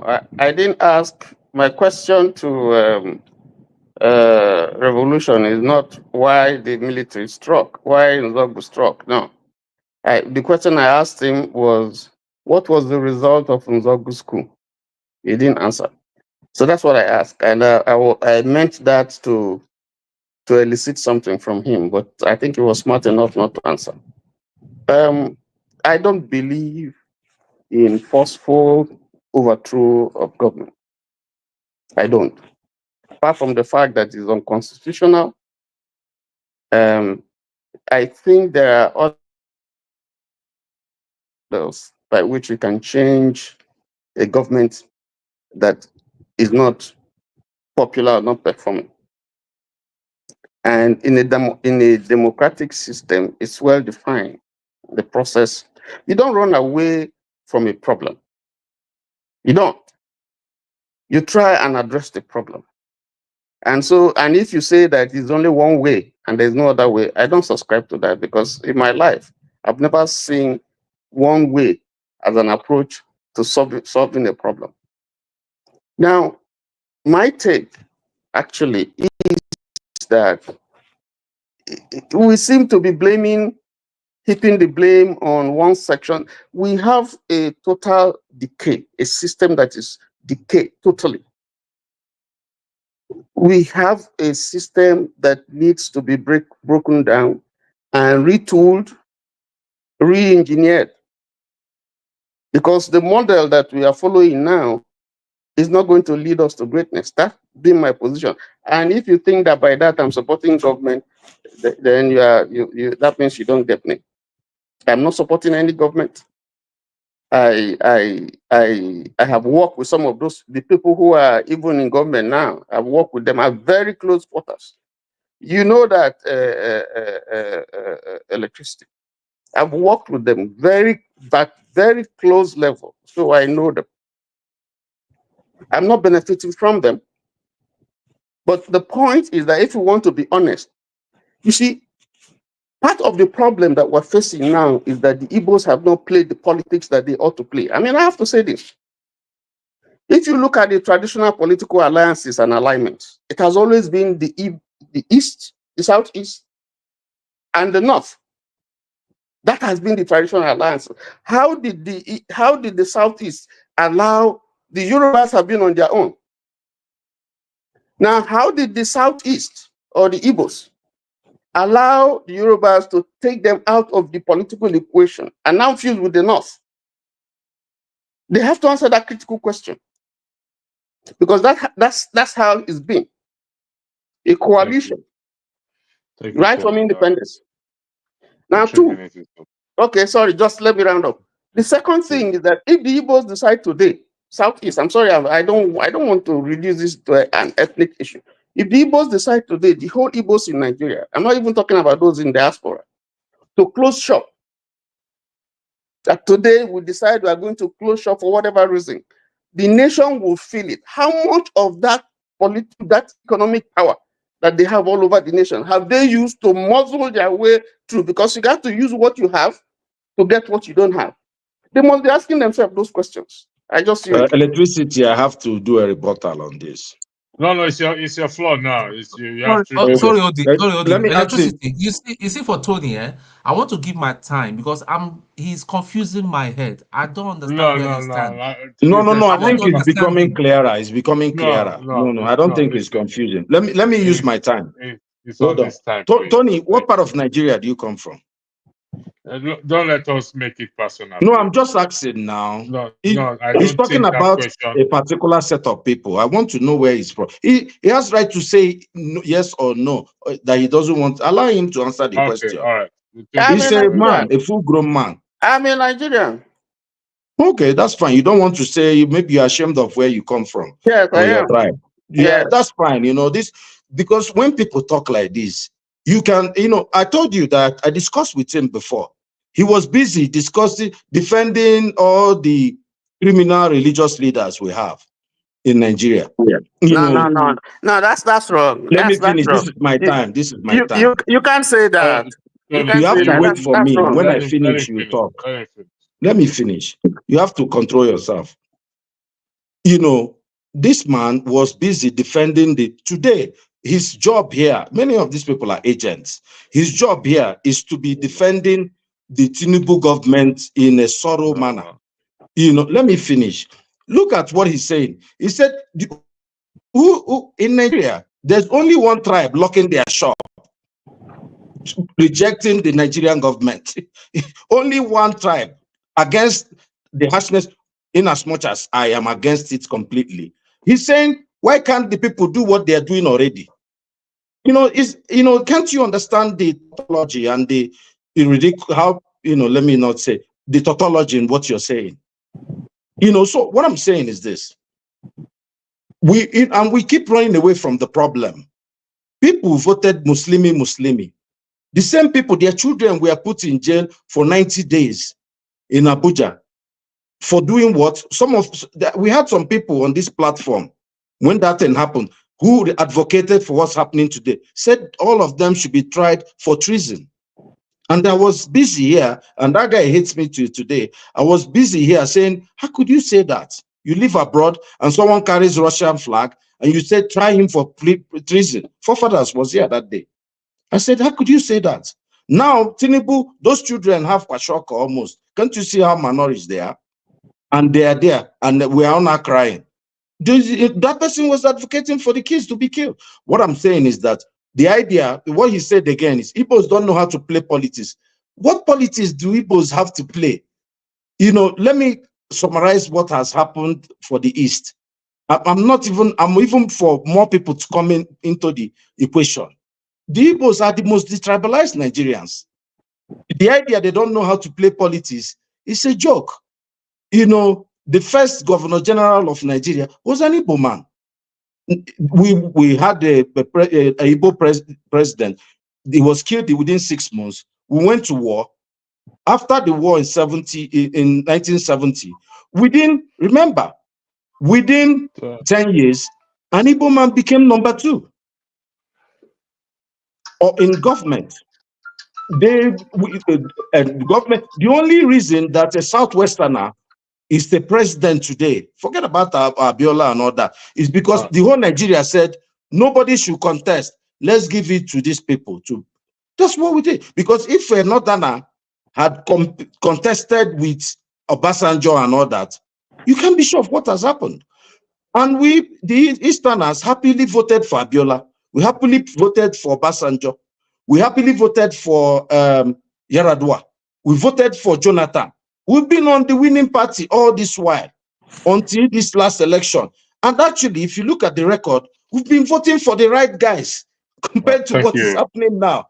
And the idea that they don't know how to play politics, that's tribalism, clear-cut hatred. And this is the problem with Nigeria. And that's why we're not going any forward. Thank you very much, gentlemen. I'm not defending Tony here. It's not my place to defend Tony. But what I understand is saying is that the Igbos have the power of wealth, business. If they shut down today, and honestly speaking, I agree 100% that if they decide to shut down shops today, we paid the price in blood. We are not paying it again. Relax now. Relax. If they decide to use that power they have, that to close shop for 1 week, let's just say. I know it's going to be hunger this or whatever it is. It will shake the nation. It will shake the government that be. In my opinion, that is what I think is saying. And I would like to thank you, gentlemen. I'd like to thank those of you in the comment section, those of you that gave a super chat, Tope and Tima Jack. Thank you for your super chat. I may not be able to name every one of you in the comment section. And so Forefather has another broadcast set up, so I'll be bringing this to an end so that Forefather, I don't know if you want to weigh into it so that I don't think I'm I thought you wanted to marginalize me now. I'm marginalizing you. Forefathers, I beg no vex. I beg no vex. No, electricity. Sorry, No, just quick one. 1 minute, No, please, if I may. no, I just no, asked him, please. no. I said no. When I say no, I mean no. Okay. I All mean right. it. Okay. That's Father, the floor is yours. Thank you. Go ahead. Thank you, Electricity. Thank you for having me and You have hosting 2 this, minutes because your program hosting the starts in the next. discussion. Yeah, thank you for hosting the discussion. Greetings to everyone on the panel. Yeah, I think this military idea, if as long as it's going to lead to a solution, I don't think we have the luxury of picking the type of military. If you like, let Babalawo come. Anybody that can get us out of the mess we are in, I will welcome them. I don't care. Even if he's an imam, I don't care. Because when people are suffering, people are suffering. So whether it's military, democracy, dictatorship, we need ourselves to get out of the mess we are in. And if you look at most nations, you have different variations. It could be from democracy, it could be from dictatorship, it could be from even monarchy that they emerge from. So we should just be more flexible about anywhere the solution shows up, we should go for it. It's not about any tag. Whether it's military, I don't care. As long as they are going to do the right thing for the nation, that's all I'm looking out for. Welcome to my party, forefathers. You see that? You see that? You see that? I did this. I'm open to anything that gets us out of this existential crisis that we are in. We are in a serious situation here. And that is, we don't have the. It's like somebody that is drowning. What do you care? Where the staff is coming from? Where the help is coming from? Exactly. Take it to wherever it comes from. You take it. If it's a pastor, whatever it comes, it comes. And go ahead, Fofala. Go ahead. So, regarding the matter of more controversial matter that Udi was trying to address, I don't think we should be picking on Tony the way he was doing. Everybody have their own opinion, the way they are looking at things. And the way I look at the Nigerian space, I'm surprised. People are actually surprised that the Southwest seems to be doing relatively okay. They've had the dividend of relative peace for a very long time. And they have the capital in that region. You can see that they are going to likely do better. The South has been in conflict. They were having fights all the time before they managed to settle with Goodluck Jonathan. The Southeast was hot for a while. North is hot. Now, are you surprised? They are reaping the benefits of having peace for a while. And people should know always. And then you look at the way the country is structured. Some people just have advantage, just like some people are born with rich parents and others are born with poor. It doesn't mean you cannot thrive, but some people just have inherent advantage, and there's no need to begrudge them of that, because sometimes what we do in Nigeria is that we envy people and we don't even know we are doing it. We act as if we are entitled to their own position. It's not necessarily true. All nations have these peculiarities. Make no mistake. It's in the UK, it's in America. Every nation has it. Make your peace with that. That's how the world is. That's how families are. Not all children are the same of the same parents.